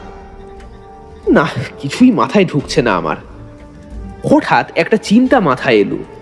আচ্ছা, যদি এর মাঝেই চতুর্থ ব্যক্তি খুন হয়ে যায়, কি যেন নামটা কিছুতেই মনে পড়লো না, কিন্তু তাহলে তো একেবারে সাড়ে সর্বনাশ হয়ে যাবে। আমরা যেখানে যাই করি না কেন খুনি ঠিক জানতে পেরে যাচ্ছে, অথচ আমরা তাকে খুঁজে পাচ্ছি না। খুনের মোটিভ, খুন কি কারণেই বা করা হচ্ছে, এসব কিছুই জানা যাচ্ছে না। আমি বিছানা ছেড়ে উঠে দরজা খুলে বাইরে বেরিয়ে দেখি বারান্দার কাছে ব্যোমকেশ দাঁড়িয়ে আছে। আমি এগিয়ে যেতেই ব্যোমকেশ বলল, ঘুম আসছে না অজিত? না, কেসটা নিয়ে ভাবছিলাম। একটা চিন্তা হঠাৎ করেই মাথায় এলো, যদি আমাদের দেরি হওয়ার জন্য। ব্যোমকেশ সামান্য হাসলো, তারপর বলল, চতুর্থ খুনটা হবে না অজিত। বীরেনবাবুর বাড়ির বাইরে সাদা পোশাকের পুলিশের ব্যবস্থা আছে। কিন্তু আমরা আজ ওনার বাড়িতে গেলাম না কেন? খুনি আমাদের অনুসরণ করে চলেছে। আমরা সেখানে গেলে সে হয়তো ঠিক খবর পেয়ে যাবে। আমি সেটাই চাইছি না অজিত। আচ্ছা ব্যোমকেশ, এই কেসের ব্যাপারে কতদূর এগোলে? ব্যোমকেশ একটা দীর্ঘশ্বাস ফেলে বলল, একটুও না। সব সুতোগুলো এক জায়গায় এসে থেমে আছে অজিত। একটা জট ছাড়াতে পারলেই গোটা সুতোর বাঁধনটা আগলা হয়ে যাবে। বেশি ভেবো না ব্যোমকেশ, একটা না একটা রাস্তা ঠিক বেরিয়ে আসবে, তুমি বেশি চিন্তা করো না। ব্যোমকেশকে যে এই কথাটা কোনোদিন বলতে হবে সেটা আমি কখনো ভাবিনি, কিন্তু আজ এই কেসটায় আমার আর ভাবতে ভালো লাগছে না। ব্যোমকেশ হঠাৎ একটা কথা বলল, অজিত, আমি জানি না তোমার কথাটা শুনতে কেমন লাগবে, তবে আমার মনে হয় আমাদের তদন্তটা কেউ ইচ্ছে করে অন্যদিকে ঘুরিয়ে দিচ্ছে। কিন্তু এমন মনে হবার কোনো নির্দিষ্ট কারণ আছে কি? আছে, একবার ভেবে দেখো। আমরা যখনই একটা জায়গা ছেড়ে অন্য জায়গায় তদন্ত করতে গেছি, তখনই কিন্তু এই খুনি সেখানে একটা চিরকুট দিয়ে এসেছে। তার মানে সে জানতো যে আমরা ওই মুহূর্তে ওখানে থাকবো না, অথচ তারপরেও এটা করার মানে কি? মানে তুমি কি বলতে চাইছো? আমি বলতে চাইছি আমাদের তদন্তের মোড় কেউ নিজের হাতে ঘুরিয়ে দিতে চাইছে না তো। আমরা তো ঠিক রাস্তাতেই আছি। চতুর্থ খুন মানে বীরেনবাবুর বাড়ির সামনে পাহারা তো আছেই। ওটাই তো ভরসা উচিত। এই অনুমানটাও মিথ্যে হলে আবার প্রথম থেকে শুরু করতে হবে কেসটা। কাল তাহলে আমরা কোথায় যাচ্ছি ব্যোমকেশ? প্রথমে বীরেনবাবুর বাড়ি, তারপর প্রথম ভিকটিমের বাড়ি, তারপর অবস্থা বুঝে নিয়ে ব্যবস্থা করব। এবার তাহলে শুয়ে পড়ো, আমিও ঘুমাই। পরের দুটো দিন বেশ নির্বিঘ্নেই কাটলো। খুনের কোনো খবর এলো না দেখে ব্যোমকেশ নিজেই বীরেনবাবুর বাড়িতে গিয়ে পৌঁছলো। বাড়ির উল্টো দিকে চায়ের দোকানে বসে থাকা দুজন সাদা পোশাকের পুলিশের সঙ্গে ইশারায় কি যেন একবার কথা হলো। আমরা বাড়ির ভেতরে ঢুকে দরজায় কড়া নাড়তেই ভেতর থেকে প্রথমে একটা সন্দিগ্ধ স্বর ভেসে এলো। কে? নমস্কার, আমি ব্যোমকেশ। আমরা পুলিশের কাছ থেকে আসছি। ও ব্যোমকেশ বাবু, পুলিশ আমায় সব বলেছে। ব্যোমকেশ বাবু, আমায় বাঁচান। ব্যোমকেশ বাবু, আমায় বাঁচান। চিন্তা করবেন না, আমরা থাকতে আপনার কোনো ক্ষতি হবে না। শুধু একটা ব্যাপারে আপনাকে সাবধানে থাকতে হবে, বাড়ি থেকে বেরোবেন না। আপনার বাড়ির সামনে সাদা পোশাকের পুলিশ থাকবে। আমরা কথা বলতে বলতে ঘরে ঢুকতেই বীরেনবাবু আবার দরজা বন্ধ করে দিলেন। কতদিন ধরে নিজেকে এভাবে ঘরে বন্ধ করে রেখেছি জানেন ব্যোমকেশবাবু? আমাকে আমাকে বাঁচান আপনি। কিন্তু আপনারও তো মনে হয় অপরাধ কম নয়, সেই ব্যাপারটা আমার জানা দরকার, বলবেন কি? বীরেনবাবু ইতস্ততভাবে ঘরের চারদিকে ঘুরে বেড়াতে লাগলেন। তার চোখ মুখ কেমন যেন উদ্ভ্রান্তের মতো, মাথার চুল উস্কো খুস্কো, চোখের তলায় গাঢ় কালি পড়েছে, গালগুলো কেমন যেন ফ্যাকাশে হয়ে এসেছে। স্পষ্ট বোঝা যাচ্ছে বেশ কয়েকদিন ধরে তার উপর একটা ঝড় বয়ে যাচ্ছে। তারই অবস্থা দেখে আমার মনে হলো বাসুদেববাবুর ছেলের সাথে কিছু একটা ঘটেছিল যাতে সে আত্মহত্যা করতে বাধ্য হয়েছে। আসলে ঘটনাটা কি ঘটেছিল বীরেনবাবু কি সেটা আমাদের জানাবেন? দেখুন, আপনি আমাদের সবটা না জানালে আমরা আপনাকে সাহায্য করতে পারবো না। খুনিকে ধরতে গেলে খুনির মতো করেই আমাদের ভাবতে হবে, আর তাছাড়া সে আমাদের চেয়ে এক ধাপ এগিয়ে আছে সব সময়। সেদিন ইন্টারভিউ রুমে ঠিক কি হয়েছিল আমার সেভাবে মনে নেই। একটা ছেলে নিজেকে আকাশবাণীর এক পিয়নের ছেলে বলে পরিচয় দিয়েছিল, আর সেটা শুনেই অবন্তী একটু খারাপ ব্যবহার করে তার সাথে। আমি ছিলাম, তবে সাক্ষ্য ছিল প্রধান বলতে পারেন। তারাই সমস্যাটা দেখেছিল। ছেলেটা অনেকবার বলে যে তার বাবাই আকাশবাণীতে কাজ করে, তার খুব ইচ্ছে আকাশবাণীতে কাজ করার, রেডিওতে তার গলা শোনা যাবে, এরকম বিভিন্ন স্বপ্নের কথা সে বলে। তবে তার সাথে খারাপই হয় ব্যোমকেশবাবু, তাকে অপমান করে বার করে দেওয়া হয়। আসলে অবন্তীর চেনা একজন ছিল যাকে সে সেই জায়গাটা দিতে চেয়েছিল, তাই এরকম এই ব্যাপারটা হয়। এরপরেই ছেলেটা বেরিয়ে যায়। তারপরে আর কিছু আমরা জানতে পারিনি। তবে অনেক দিন পর শুনেছিলাম বাসুদেব বাবুর ছেলে আত্মহত্যা করে মারা গেছে, কিন্তু আমরা জানতাম না যে সেই ছেলেটাই বাসুদেব বাবুর ছেলে। কারণ ছেলেটা যখন আমাকে তার বাবার কথা বলেছিল তখন সে তার বাবার নাম জানায়নি। পরে আমরা নিজেরাই জানতে পেরেছিলাম যে সে আসলে বাসুদেব বাবুর ছেলে ছিল। তখন আর কি করার আছে বলুন ব্যোমকেশবাবু? আর কেউ ছিল মানে ছেলেটার সাথে ইন্টারভিউতে আর কেউ এসেছিল? কারণ যে খুনগুলো হচ্ছে সেগুলো বাসুদেব বাবুর পক্ষে করা সম্ভব নয়, যদি অবশ্য তিনি কাউকে দিয়ে করিয়ে থাকেন সেটা আলাদা ব্যাপার। তবে তার শারীরিক অবস্থার কথা মাথায় রেখে আমার মনে হয় না যে তিনি এসবের মধ্যে আছেন। আচ্ছা, বাসুদেববাবুর ছেলের কোনো বন্ধুর দ্বারাও তো খুনগুলো হতে পারে। ওনার ছেলের যেন নামটা কি, নামটাই জানা হয়নি। কে বললো অজিত জানা হয়নি? ওনার ছেলের নাম কমল।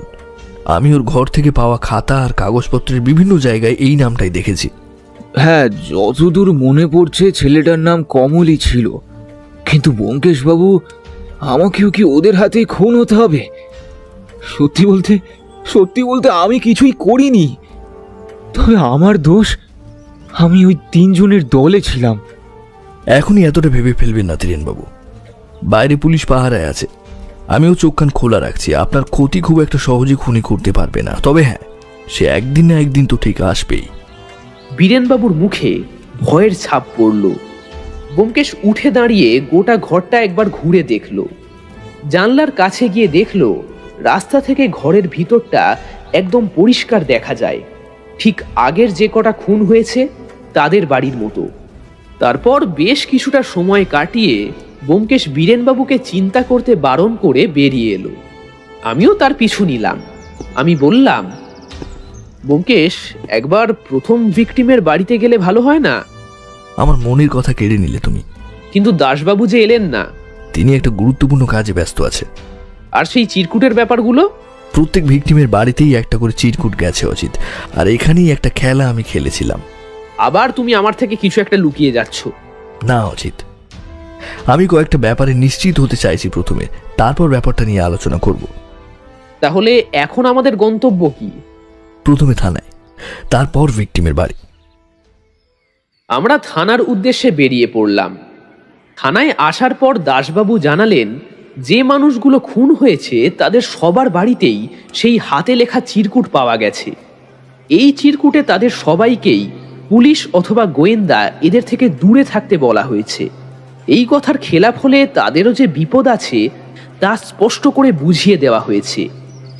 দাসবাবু দু হাতে মাথার চুল অল্প টেনে বললেন, ব্যোমকেশ বাবু, কেসটা তো অনেক দিন হয়ে গেল, এখনো কি কিছুই বোঝা যাচ্ছে না?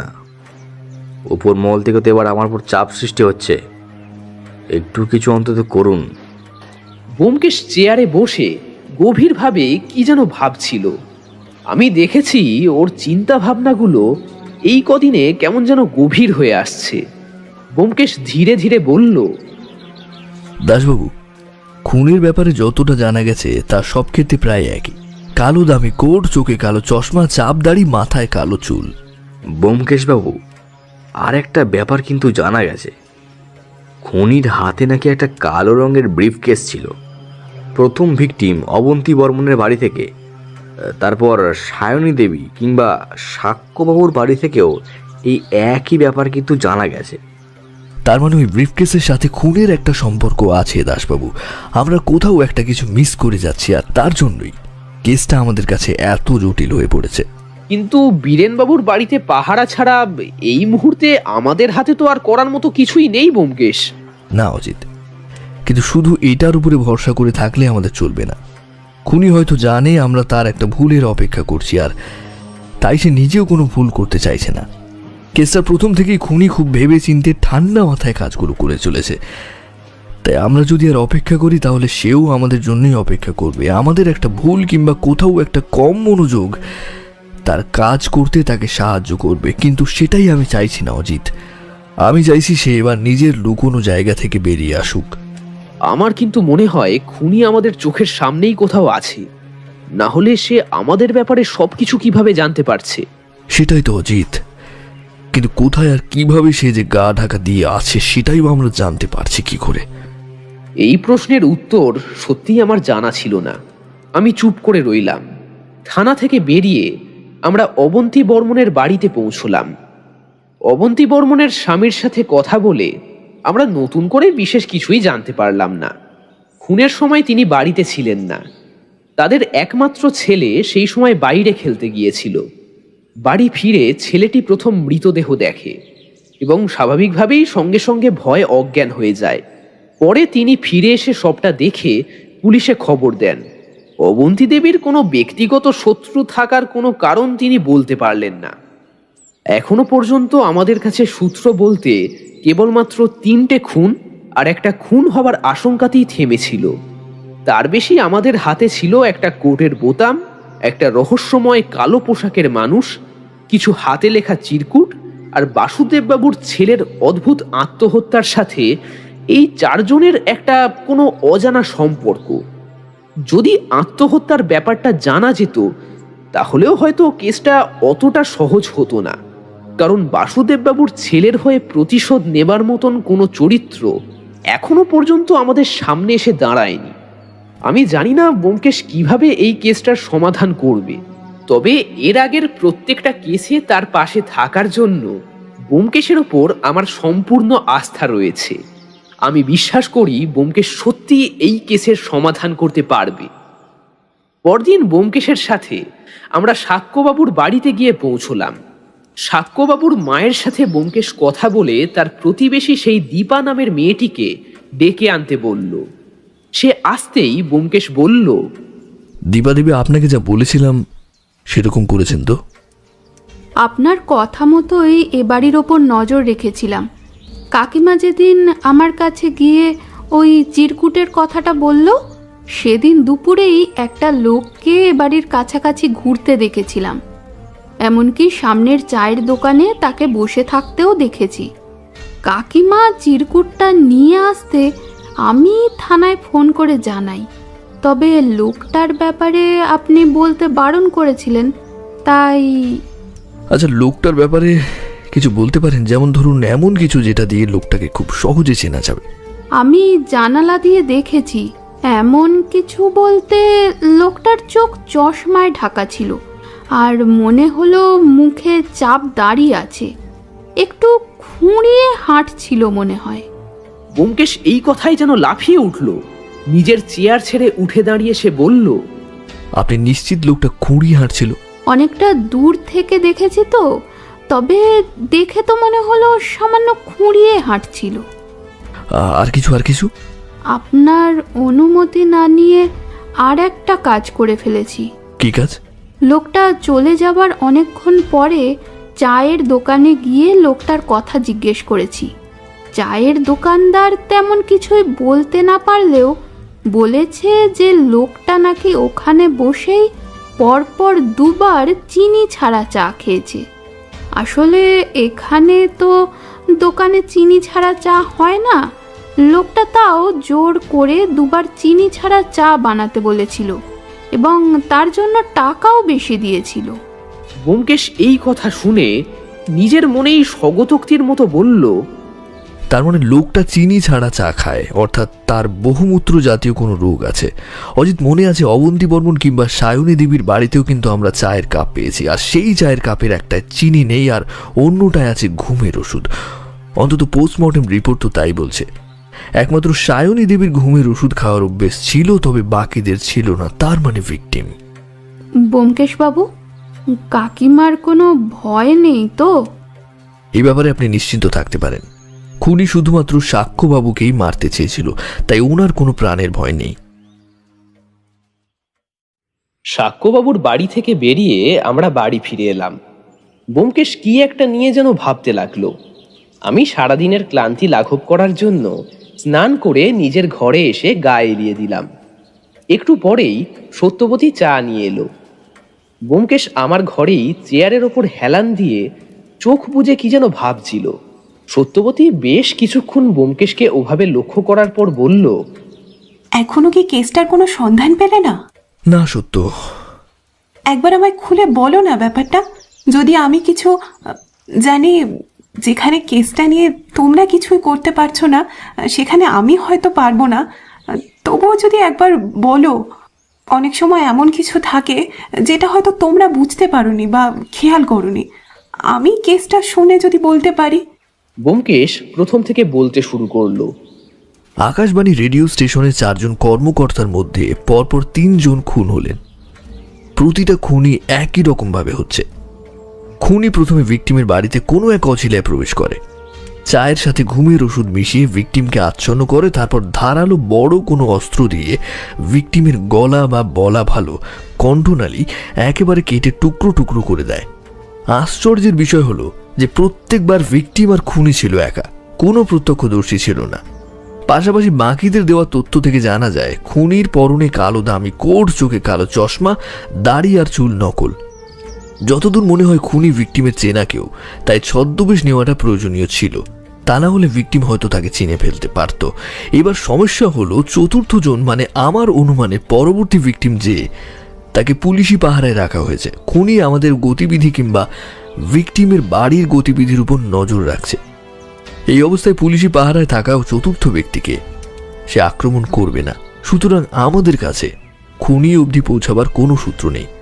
এতটা বলে ব্যোমকেশ থামল।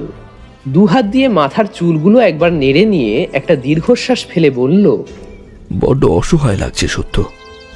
3টে খুন হয়ে গেল, আর একটা খুন হতে চলেছে। পুলিশ আমার উপর ভরসা করে বসে আছে, কিন্তু আমি কিছুই করতে পারছি না। এত ভেঙে পড়ছো কেন? ঠিক একটা না একটা রাস্তা বের হবে। তুমি তো বলো প্রত্যেক খুনের পেছনে একটা মোটিভ থাকে, তাহলে সেই মোটিভটা খুঁজে বার করো, তাহলেই তো খুনিকে পেয়ে যাবে। এবার আমি কথা বললাম। মোটিভ যা আছে তাও বেশ রহস্যময় বৌঠান। আকাশবাণী রেডিও স্টেশনে কাজ করা এক পিয়নের ছেলে কয়েক মাস আগে ওই রেডিও স্টেশনে ইন্টারভিউ দিতে এসেছিল। ইন্টারভিউ থেকে বাড়ি ফিরেই সে আত্মহত্যা করে, কিন্তু এই আত্মহত্যার আসল কারণ জানা যায়নি। আর যদি এটাই খুনের মোটিভ হয়, তাহলেও আরেকটা সমস্যা রয়েছে। কি সমস্যা? সে পিয়নের নাম বাসুদেব বাবু। তার অবস্থা খুব একটা ভালো নয়, আর বাড়িতে একমাত্র আছে ছোট একটা মেয়ে। এবার যদি মনে করি তার ছেলের আত্মহত্যার প্রতিশোধ নিতে এই 3টে খুন করা হয়েছে, তাহলেই প্রশ্ন আসে প্রতিশোধটা নিচ্ছে কে? সত্যবতী কিছুক্ষণ ব্যোমকেশের কাঁধের দুপাশে হাত রেখে কি যেন একটা ভাবল। তারপর কিছু যেন মনে পড়েছে এই রকম ভাবে বলল, দেখো, সবসময় যে নিজের রক্তের কেউ প্রতিশোধ নেবে এমনটা তো নাও হতে পারে। মনে আছে আমরা একটা সিনেমা দেখেছিলাম যেখানে একজন বন্ধু তার বন্ধুর হয়ে প্রতিশোধ নিচ্ছে? একবার খোঁজ নিয়ে দেখো না। তুমি যার কথা বললে, মানে বাসুদেব বাবু, তার ছেলের কোনো বন্ধু আছে নাকি? হতেই পারে সে এসব করছে। হবেই আমি বলছি না, তবে হতেও তো পারে। তুমি একবার খোঁজ নিয়ে দেখো। সত্যবতীর কথা শুনে ব্যোমকেশের বন্ধ চোখ খুলে গেল। সে তাড়াতাড়ি উঠে টেলিফোনের কাছে গিয়ে কাকে যেন ফোন করলো। আমি স্পষ্ট বুঝতে পারলাম সে দাসবাবুকে ফোন করছে। আমি এক প্রান্তের কথা শুনতে পেলাম। দাসবাবু, বাসুদেব বাবুর ছেলের কোনো বন্ধু আছে কিনা খোঁজ নিন তো। না, সরাসরি ওকে জিজ্ঞেস করা যাবে না, আপনি পাশাপাশি কারোর থেকে খোঁজ নিন। এমনভাবে খোঁজ নেবেন যেন কেউ জানতে না পারে। হ্যাঁ, কারণ আছে, আপনাকে যেটা বলছি আপনি সেটা করুন। আর আচ্ছা, আপাতত এইটুকুই করুন, আর আমার জানান কাল দুপুরের মধ্যে। আচ্ছা বেশ। টেলিফোন রেখে এসে ব্যোমকেশ চেয়ারে বসলো। তার মুখে এখন একটা হাসি ফুটেছে। আমি এই হাসি চিনি। ব্যোমকেশ যখন কোনো ব্যাপারে তার অনুমান নিয়ে একেবারে নিশ্চিন্ত হয়, তখন ব্যোমকেশ এই ধরনের হাসি হাসে। আমি বললাম, ব্যোমকেশ, তাহলে কি কিছু অনুমান করতে পারলে? ব্যোমকেশ হাসতে হাসতেই উত্তর দিল, অজিত, এই ব্যাপারটা এতক্ষণ আমার মাথায় আসেনি কেন? আসলে আমি প্রথম থেকেই কেসটায় বাসুদেব বাবু কিংবা অন্য কারোর কথা ভেবে চলেছিলাম, আর মোটিভ খুঁজতে গিয়ে বাসুদেব বাবুর ব্যাপারটা বাদ দিয়ে অন্য কোনো ব্যাপার খুঁজে চলেছিলাম। তাই হচ্ছে সমস্যা। চা খাবে? একটু চা করে দিই, ভালো লাগবে। সত্য সত্য সত্য, তোমার অনুমান যদি সঠিক হয় তাহলে কেসটা শেষ হলে আমাদের ঘুরতে যাওয়ার পরিকল্পনাটা খুব তাড়াতাড়ি বাস্তবায়িত হবে। সত্যবতীর মুখে হাসি ফুটল। সেভাবেই সে রান্নাঘরের দিকে চলে গেল। পরদিন সকালে আমরা বীরেনবাবুর বাড়িতে গিয়ে পৌঁছলাম। বীরেনবাবুর মুখ চোখ ফ্যাকাশে, চোখের তলায় কালি। আর তা হবে নাই বা কেন? একটা মানুষ যদি জানতে পারে তাকে খুন করার জন্য কেউ ওত পেতে বসে আছে, তাহলে সে মানুষ যেই হোক না কেন, প্রাণের ভয় তো তার থাকবেই। একটু ভালো করে ভেবে বলুন তো, সেদিন ইন্টারভিউ রুমে ঠিক কি হয়েছিল? আসলে সত্যি বলতে কি ব্যোমকেশ বাবু, ইন্টারভিউটা আমাদের 4 জনের নেওয়ার কথা ছিল, কিন্তু কিছুক্ষণ পর আসলে আমি একবার উঠে যাই। আবার যখন ইন্টারভিউ রুমে ফিরে আসি তখন একটা ছেলে ছিল, তবে সেই ছেলেটাই যে বাসুদেব বাবুর ছেলে তা আমি জানতাম না। হ্যাঁ হ্যাঁ ব্যোমকেশ বাবু, কিছু একটা ব্যাপার নিয়ে ছেলেটার মুখটা কালো হয়েছিল। সে মাথা নিচু করে দাঁড়িয়েছিল। সাক্ষ্য তাকে চলে যেতে বললে তখন সে চলে যায়। তবে তবে এর বেশি আর কিছু মনে পড়ছে না ব্যোমকেশ বাবু, এর বেশি আমার আর কিচ্ছু মনে পড়ছে না। বীরেনবাবুর গলার স্বর কাঁপছে। তিনি কেমন যেন অসহায়ের মতো ব্যোমকেশের দিকে তাকিয়ে কথাগুলো বললেন। ব্যোমকেশ তার একটা হাত ধরে বলল, ইন্টারভিউ রুমে কি হয়েছে আমি জানি না। বাসুদেব বাবুর ছেলের মৃত্যুর জন্য আপনার 4 জন বা 3 জন দায়ী আছেন কিনা আমি তাও জানি না, তবে আপনাকে আমি কোনো ক্ষতি হতে দেব না, এটুকু বিশ্বাস আমার উপরে রাখতে পারেন। তবে তার জন্য আপনাকে একটা কাজ করতে হবে। কি কাজ বলুন? কি কাজ? আমি সব করব, আমায় বাঁচান, দয়া করে আমায় বাঁচান। ব্যোমকেশ যে এভাবে একটা পরিকল্পনা করবে আমি তা সত্যিই ভাবতে পারিনি। অবশ্য পরিকল্পনাটা করার প্রয়োজন ছিল। প্রথম থেকেই কেসটায় আমরা যেভাবে ভুল পথে চালিত হচ্ছিলাম, তাতে এছাড়া আর কোনো উপায় ছিল না। সেখান থেকে বেরোনোর জন্য এটার বিশেষ প্রয়োজন ছিল। আর এসব কিছু বাদ দিলেও অন্তত একটা মানুষের জীবন বাঁচানোর জন্য একটা পরিকল্পনা তো করা হয়েছে, তাতে ভুল তো কিছুই নেই। আমার উপর একটা কাজ পড়ল। বাসুদেব বাবুর বাড়ির কাছাকাছি একটা বাড়ির সামনে আমায় নামিয়ে দেওয়া হলো। লুকিয়ে থাকার মতো একটা জায়গা পুলিশের লোক আগেই দেখে রেখেছিল। সেখানে দাঁড়িয়ে একটা নির্দিষ্ট বাড়ির দিকে আমায় নজর রাখতে বলা হলো।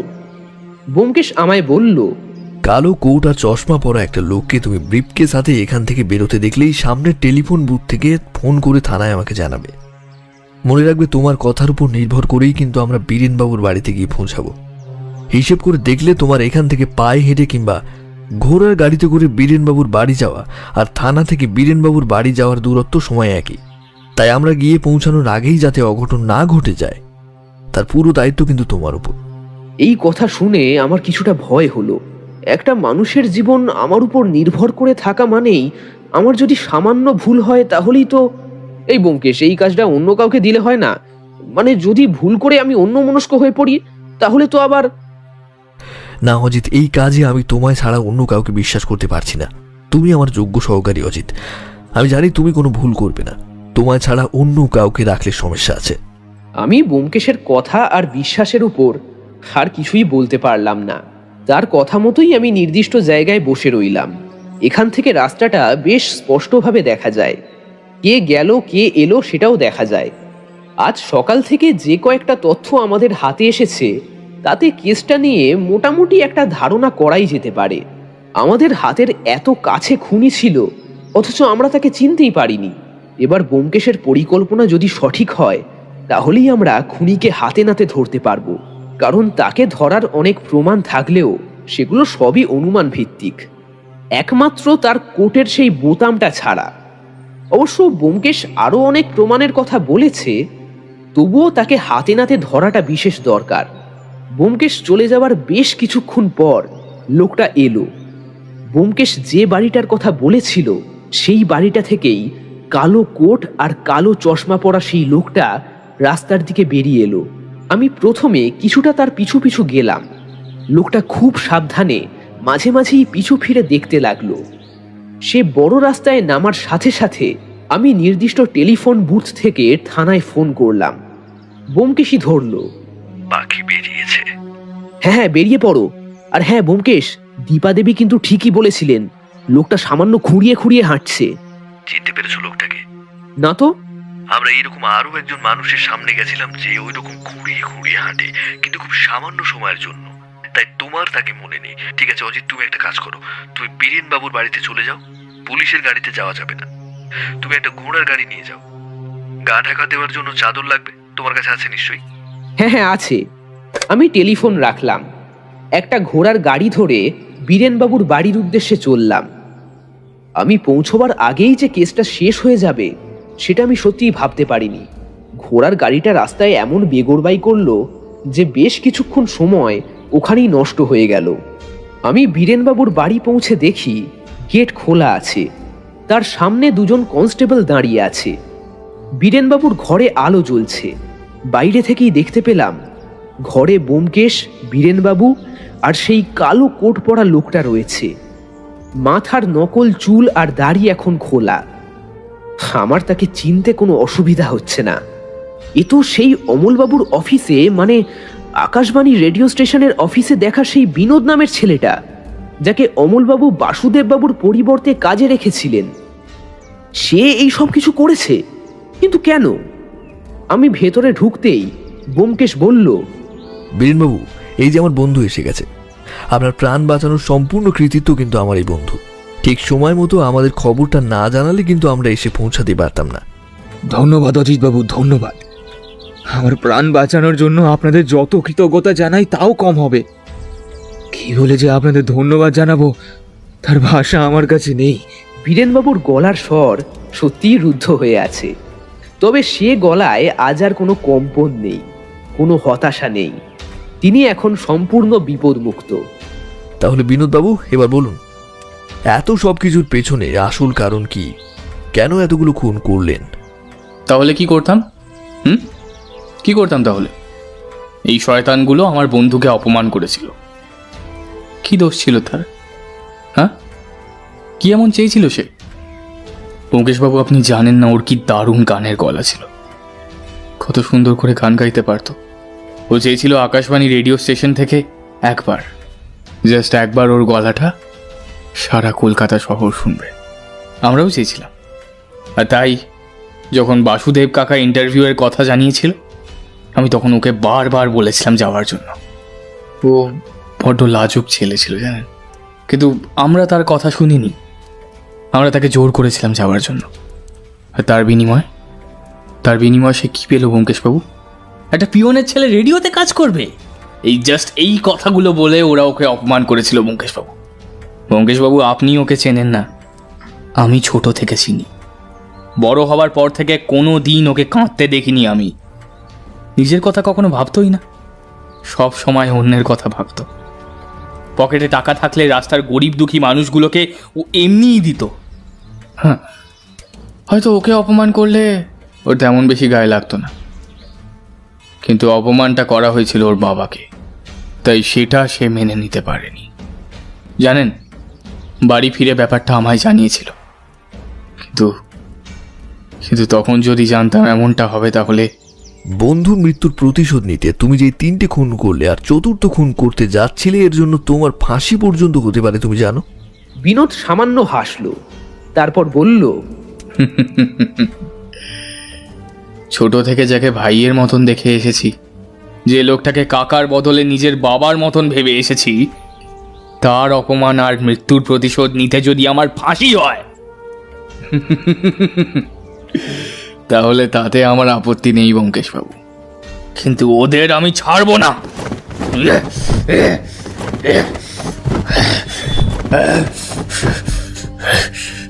কথাটা বলেই বিনোদ এক লাফে উঠে বীরেনবাবুর গলা চেপে ধরল। ঘটনার আকস্মিকতায় আমরা 3 জন সামান্য সময়ের জন্য একেবারে হতচকিত হয়ে পড়েছিলাম, কিন্তু তারপরেই ব্যোমকেশ আর দাসবাবু দুজনে মিলে বিনোদকে ছাড়িয়ে আবার চেয়ারে এনে বসিয়ে দেয়। বিনোদ রাগে দুঃখে বীরেনবাবুর দিকে তাকিয়ে কাঁপতে থাকে। দেখো বিনোদ, তোমার বন্ধুর সাথে যা হয়েছে তা অন্যায়, তার কোনো প্রতিকার এই মুহূর্তে করা সম্ভব নয়, কারণ যারা এই ভুল করেছে তাদের তুমি মেরে ফেলেছো। কিন্তু তার মানে এই নয় যে তুমি আইন নিজের হাতে তুলে নেবে। তুমি অন্যায় করেছো আর এর শাস্তি কিন্তু তোমাকে পেতেই হবে। আমার আফসোস নেই ব্যোমকেশবাবু, ভাইয়ের মতন বন্ধু চলে গেল, বিনোদ কাকাও আর বেশি দিন নেই। শুধু চিন্তা হয় রুমিটাকে নিয়ে, ওর যে কি হবে কে জানে। হ্যাঁ, আর কথা বাড়িয়ে লাভ নেই, ধরেই যখন ফেলেছেন তখন চলুন, নিয়ে চলুন, নিয়ে গিয়ে ঝুলিয়ে দেবেন আমাকে, ব্যাস, সিম্পল, মিটে গেল। আমার তাতে কোনো ভয় বা আপত্তি নেই। আমি অবাক হয়ে তাকিয়ে রইলাম বিনোদের দিকে। এই প্রথম কাউকে দেখলাম যে নিজের মুখে স্বীকার করছে মরতে তার কোনো ভয় নেই, কোনো আপত্তি নেই। একটা মানুষ ঠিক কতটা মানসিকভাবে ভেঙে পড়লে এরকম একটা কথা বলতে পারে তা আমার সত্যিই জানা নেই। অবাক লাগলো, রক্তের সম্পর্ক না থেকেও একটা মানুষ অন্য একটা মানুষের জন্য এতটা করতে পারে, এত বড় একটা ত্যাগ স্বীকার করতে পারে। কোনগুলো কিভাবে করলে বিনোদ?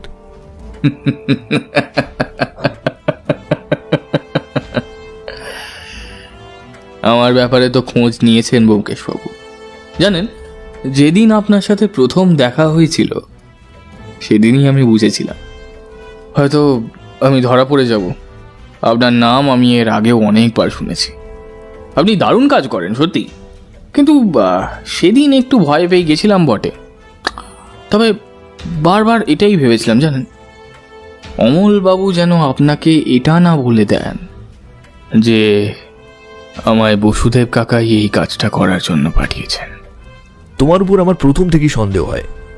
আমি বাসুদেব বাবুর বাড়িতে যাই, তবে ঠিক তোমার উপর নয়। কোনটা যে বাসুদেব বাবুর ছেলের কোনো বন্ধু করতে পারে এই অনুমানটা করেছিলাম, কারণ বাসুদেব বাবুর বাড়িতে তার ছেলের ঘরে একটা ছবি দেখেছিলাম, সেখানে 2টো বাচ্চা ছেলে পাশাপাশি দাঁড়িয়ে আছে। তবে আমার অর্ধাঙ্গিনী যখন আমার এই অনুমানটার কথা বলল তখন আমি ব্যাপারটা নিয়ে আরেকটু নিশ্চিন্ত হই। দুজনেই অনুমান একসাথে ভুল নাও হতে পারে। আর সেই বন্ধুর ব্যাপারে খোঁজ নিতে গিয়ে তোমার কথা জানতে পারি, আর তার সাথে এও জানতে পারি যে তুমি এখন আকাশবাণীতেই কর্মরত। আরও একটা কথা, 3য় খুন মানে সাক্ষ্যবাবুর বাড়ির পাশে থাকা দীপা দেবী আমাদের জানিয়েছিলেন যে খুনি সামান্য খুঁড়িয়ে খুঁড়িয়ে চলে। সেই কথাটা মনে পড়ার সাথে সাথে আমার মনে হয়েছিল যে এইরকম একজন কাউকে আমি কোথাও যেন দেখেছি, কিন্তু কোথায় দেখেছি সেটা মনে পড়ছিল না।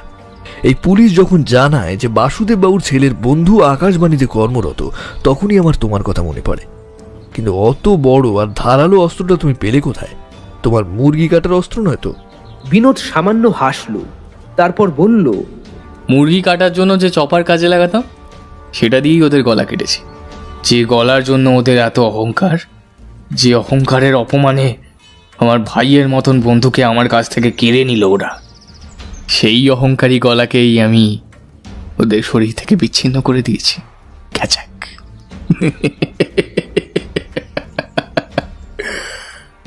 ভিকটিমের ব্যাপারে ভালো করে জানার জন্যই মনে হয় আকাশবাণীতে কাজটা নিয়েছিলে, তাই না? হ্যাঁ, আমি জানতে চেয়েছিলাম যে কাদের জন্য আমার বন্ধুকে আত্মহত্যা করতে হলো। তারপর যখন জানতে পারলাম তখন কাজ শেষে ওদের সবার বাড়ির ওপর আলাদা আলাদা করে নজর রাখতে শুরু করলাম। যদিও এই কাজে আমাকে অন্য কয়েকজন সাহায্য করেছিল, তবে তারা শুধু নজর রাখার ব্যাপারটা এবং কখন এই শয়তানগুলো একা থাকে আর ওদের বাড়ির লোক ঠিক কখন কোথায় যায় সেগুলো তারা আমায় জানাতো। আর তারা যখন ফাঁকা থাকতো তখনই তুমি তাদের বাড়িতে গিয়ে খুনগুলো করতে, কিন্তু সেখানে যেতে কিভাবে?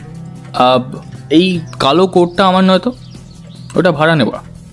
দামি কোট, চশমা, হাতে ব্রিফকেস, এই সব দেখে ওরা আমাকে বড়লোক ভাবতো। আর আমি তাদের বলতাম আমি একটা নতুন রেডিও স্টেশনের ব্যাপারে কথা বলবো, আর তাতে তাদের নতুন কাজের সুযোগ দেব। এইভাবে কথা বলতে বলতেই আমি তাদের বাড়িতে যেতাম। আর তারপর তাদের সাথে কথা বলার অছিলায় কোনোভাবে একটা চায়ের কাপে, মানে যে চায়ের কাপে চিনি বেশি থাকতো সেই চায়ের কাপে ঘুমের ওষুধটা মিশিয়ে দিয়েছিলে, যাতে সামান্য মাথা ঘোরা বা ঝিমঝিম ভাব আসে। এতে তোমার খুনের কাজটা সহজ হতো। আমার মনে হয় যাতে তারা চিৎকার না করতে পারে তার জন্যই তুমি এটা করেছিলে। হ্যাঁ, ঘুমের ওষুধ দেওয়ার পর তারা এমনিতেই সামান্য ঘুমের ঘরে চলে যেত। তখন ব্রিফকেস খুলে ভেতর থেকে ওই চপারটা বার করে চপারের হাতলটা দিয়ে তাদের মাথায় মেরে অজ্ঞান করে দিতাম। আর তারপর চপার দিয়ে বিনোদের মুখে একটা হিংস্র হাসি ফুটে উঠল। এই মুহূর্তে তাকে সত্যিই একটা খুনি বলে মনে হচ্ছিল। খুন যে কারণেই হোক সেটা একটা অপরাধ, আর এই অপরাধ যে করে সে একটা খুনি ছাড়া অন্য কিছুই হতে পারে না। আর সেই চিরকুটগুলো পাঠাতে কেন? আপনি কেসটা হাতে নেওয়ার পর আমি ভয় পেয়ে গেছিলাম। মনে হয়েছিল আপনি ঠিক আমায় খুঁজে বার করবেন, জানেন। তাই আপনার দৃষ্টি অন্তত কিছুদিন ঘুরিয়ে রাখার জন্য ওই চিরকুটগুলো পাঠাতাম। আমি জানতাম আর মাত্র একজন বাকি। যদি কোনো রকমে আপনার নজর এড়িয়ে এই একজনকে মেরে ফেলা যায়, তাহলে আপনি যদি আমায় ধরেও ফেলেন তাতে আমার কোনো আপত্তি নেই। কিন্তু তোমার সে আশা সফল হলো না। আমি বীরেনবাবুর বাড়ির সামনে পুলিশে পাহারা দিয়েছিলাম। এই একটা কারণেই আমায় অপেক্ষা করতে হলো। কিন্তু কাল যখন শুনলাম বীরেনবাবু শহর ছেড়ে কোথায় চলে যাচ্ছে, তিনি শুধু আজকের দিনটাই বাড়িতে থাকবেন, তখন ভাবলাম হয়তো এটাই সত্যি। একবার যদি জানতে পারতাম যে এর পেছনে আপনার হাত আছে, তাহলে আমি এত বড় ভুল করতাম না। অন্তত খুনি যতই চালাক হোক না কেন বিনোদ, একটা না একটা ভুল সে করেই। আমি জানতাম তুমি ভেবেছো তোমার দেওয়া চিরকুটগুলোর জন্য আমি মৃত ব্যক্তিদের বাড়ির উপর নজর রাখছি। আর বীরেনবাবুকে সেভাবেই বলা ছিল তিনি এমনভাবে কথাগুলো অমলবাবুকে বলবেন যাতে তোমার বা অন্য কারণ মনে হয় তিনি প্রাণের ভয়ে শহর ছেড়ে পালাচ্ছেন। আর শেষ পর্যন্ত আমার পাতা সেই ফাঁদেই আপনি পা দিলেন। ব্যোমকেশবাবু, এই যে আপনি আমায় ধরিয়ে দিলেন, তার জন্য আমার কি আপনার ওপর রাগ করা উচিত? কিন্তু সত্যি বলতে কি, আপনার ওপর আমার কোনো রাগ নেই, জানেন।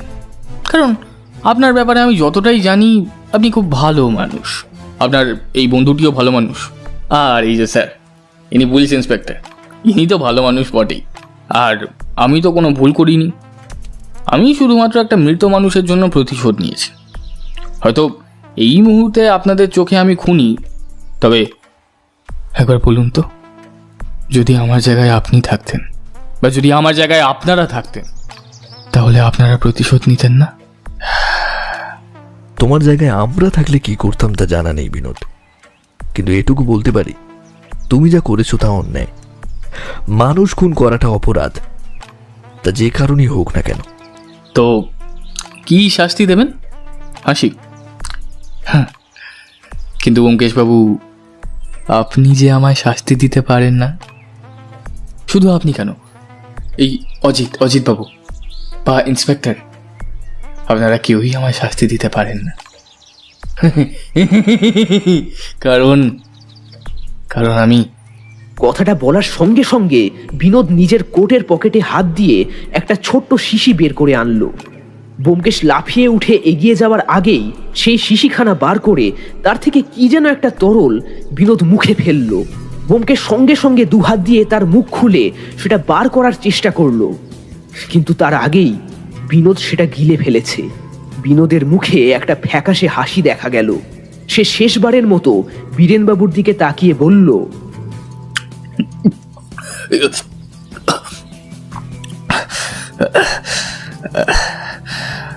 আপনার আয়ু হয়তো অনেক বেশি ছিল বরেনবাবু,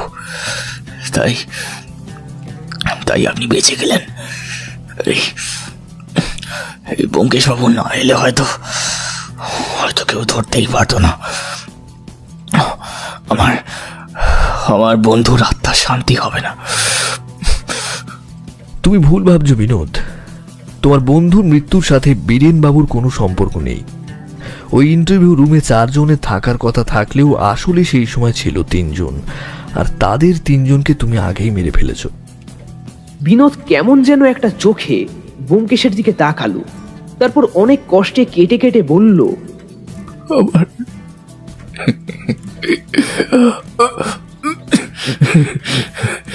আপনি আপনি ঠিক বলছেন ব্যোমকেশ বাবু।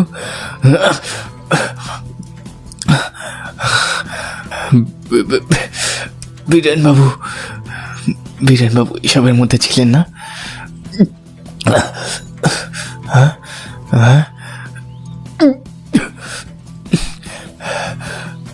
মৃত্যু পথযাত্রী কাউকে মিথ্যে কথা বলতে নেই ব্যোমকেশ বাবু। মিথ্যে কথা বলতে নেই। না বিনোদ, তোমায় আমি মিথ্যা বলছি না। বীরেনবাবু এই সমস্ত ব্যাপারে একেবারে হতচকিত হয়ে ফ্যাল ফ্যাল করে বিনোদের দিকে তাকিয়েছিলেন। তিনি এবার কাঁপা কাঁপা গলায় বললেন, বিনোদ আমি সত্যি বলছি, সেদিনকার ইন্টারভিউ রুমে আমি ছিলাম না। আমি কোনো একটা কাজে বাইরে বেরিয়েছিলাম। যখন ফিরে যাই ততক্ষণে যা হওয়ার হয়ে গিয়েছে। তোমার বন্ধুর বা ভাইয়ের মৃত্যুর জন্য আমি দায়ী নই। আমি মানছি কমলের সাথে যা হয়েছে তা অন্যায় হয়েছে, আর সেই অন্যায়ের সাথে আমি না চাইতেও জড়িত। কিন্তু বিশ্বাস করো, বিনোদ আর বিশ্বাস করার মতো অবস্থায় ছিল না। তার গাল বেয়ে সাদা ফেনা নেমে আসছিল। শরীরটা থরথর করে কাঁপতে কাঁপতে একসময় শান্ত হয়ে গেল। ব্যোমকেশ এক হাত দিয়ে অন্য হাতে একটা ঘুষি মেরে তারপর চেয়ারে ধপ করে বসে পড়ল। কিছুক্ষণ আমরা সবাই চুপ করে বসে রইলাম। ঘরে এতটাই নিস্তব্ধতা নেমে এলো যে আমরা কেবলমাত্র ঘড়ির টিকটিক শব্দটা শুনতে পাচ্ছিলাম। এক সময় নিস্তব্ধতা ভেঙে দাসবাবু বলে উঠলেন, ব্যোমকেশ বাবু, তাহলে মৃতদেহটা নিয়ে যাই। ব্যোমকেশ একটা দীর্ঘশ্বাস ফেলে বলল, চতুর্থ খুনও তাহলে হয়ে গেল দাসবাবু। যে মানুষটা প্রতিহিংসার বশে 3টে খুন করলো আর 4 নম্বর খুনটা করার জন্য আজকে বাড়ি থেকে বের হলো, তার নিজের হাতে চতুর্থ খুনটা হলো। উফ, আর সেটা হলো তার নিজের খুন। দাসবাবু পুলিশের গাড়িতে করে বিনোদের মৃতদেহ নিয়ে চলে গেলেন। বীরেনবাবু ব্যোমকেশের হাত ধরে বললেন, ব্যোমকেশ বাবু, আপনি না থাকলে যে আমার কি হতো আজ। আপনি যখন আমার এই কথাগুলো অমলবাবুকে বলতে বললেন, তখন সত্যি বলতে আমি ঠিক ভরসা পাচ্ছিলাম না। কিন্তু এখন বুঝলাম আপনি সত্যি কিছু একটা ভেবেই বলেছিলেন, আর সেটার জন্যই আজ আমি বেঁচে গেলাম। আমি বাঁচানোর কেউ নই। আসলে আপনার হয়তো মৃত্যুর সময় হয়নি এখনো। আর তাছাড়া আপনি বলেছেন অডিশনের সময় বাসুদেবের ছেলে অপমান করার সময় আপনি সেখানে ছিলেন না, তাই হয়তো আপনার কিছু হয়নি। না হলে বিনোদ কেন আপনাকে সবার শেষে মারবে বলে ঠিক করলো, এটাও তো ভাবার বিষয়, তাই না? এর জন্য আপনাকে আমি কি দিতে পারি ব্যোমকেশ বাবু? বলুন আমায়।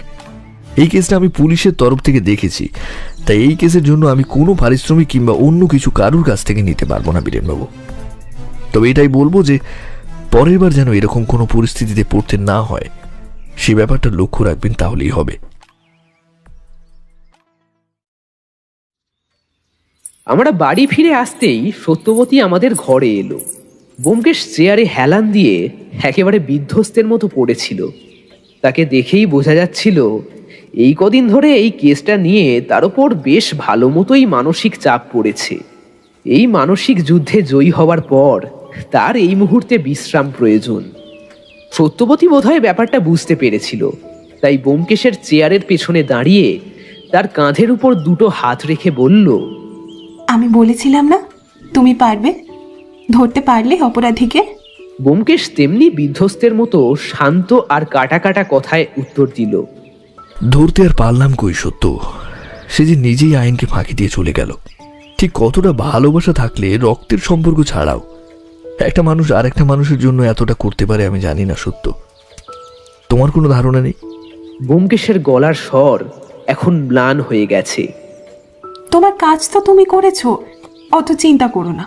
ব্যোমকেশ সত্যবতীর হাত দুখানা দুহাত দিয়ে ধরে বলল, একটা ভালো অনাথ আশ্রমের খোঁজ করে রাখতে হবে সত্য। কেন, আবার অনাথ আশ্রম দিয়ে কি হবে? তার প্রয়োজন আছে, তবে এখন নয়, কিছুদিন পর প্রয়োজন হতে পারে। বলেই ব্যোমকেশ আমার দিকে তাকালো। আমি বুঝতে পারলাম কেন ব্যোমকেশ অনাথ আশ্রমের কথা বলল। বাসুদেব বাবুর শরীরের অবস্থা সত্যিই ভালো নয়। তার মৃত্যুর পর তার মেয়ের কি হবে সে কথা নিয়ে বিনোদও ভেবেছিল, তবে এই মুহূর্তে তাকে নিয়ে ভাবার মতো কেউই নেই। তাই হয়তো ব্যোমকেশ অনাথ আশ্রমের খোঁজ করছে। আমার বড্ড ক্লান্ত লাগছিল। এই গোটা কেসটা আমাদের একেবারে শারীরিক আর মানসিক দিক থেকে পুরোপুরি বিধ্বস্ত করে তুলেছিল। অবশেষে আমরা হাঁফ ছেড়ে বাঁচলাম। একটা মানুষের অপমানের আত্মহত্যার জন্য তিনখানা পরিবার তাদের প্রিয়জন হারালো। একটা মানুষ অন্য একটা মানুষকে অপমান করার আগে একবারও ভাবে না যে তার পরিণতি কি হতে পারে। সবাই তো সমান নয়, সবাই তো আর সহজ নয় যে সব কিছু মেনে নেবে।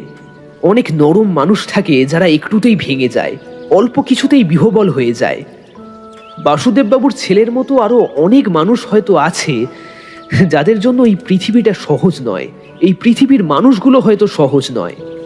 সাহিত্য চর্চা করি বলেই হয়তো এই কথাগুলো আমার মাথায় আসলো। ব্যোমকেশ হয়তো এই কথার উত্তরে শুধু একটা কথাই বলতো, অজিত, একটা মানুষের অপরাধী হয়ে ওঠার পেছনে অনেক কারণ থাকে। তার মধ্যে একটা হলো অপরাধ করার উপযুক্ত কারণ। অপরাধ করার কারণগুলো যেদিন পৃথিবী থেকে মুছে যাবে সেদিন অপরাধের সংখ্যা কমে আসবে, তবে আশা করি সেদিনটা কোনোদিনই হবে না। আমি নিজের ঘরের দিকে গেলাম। স্নান সেরে এই গোটা ব্যাপারটা লিখে রাখতে হবে।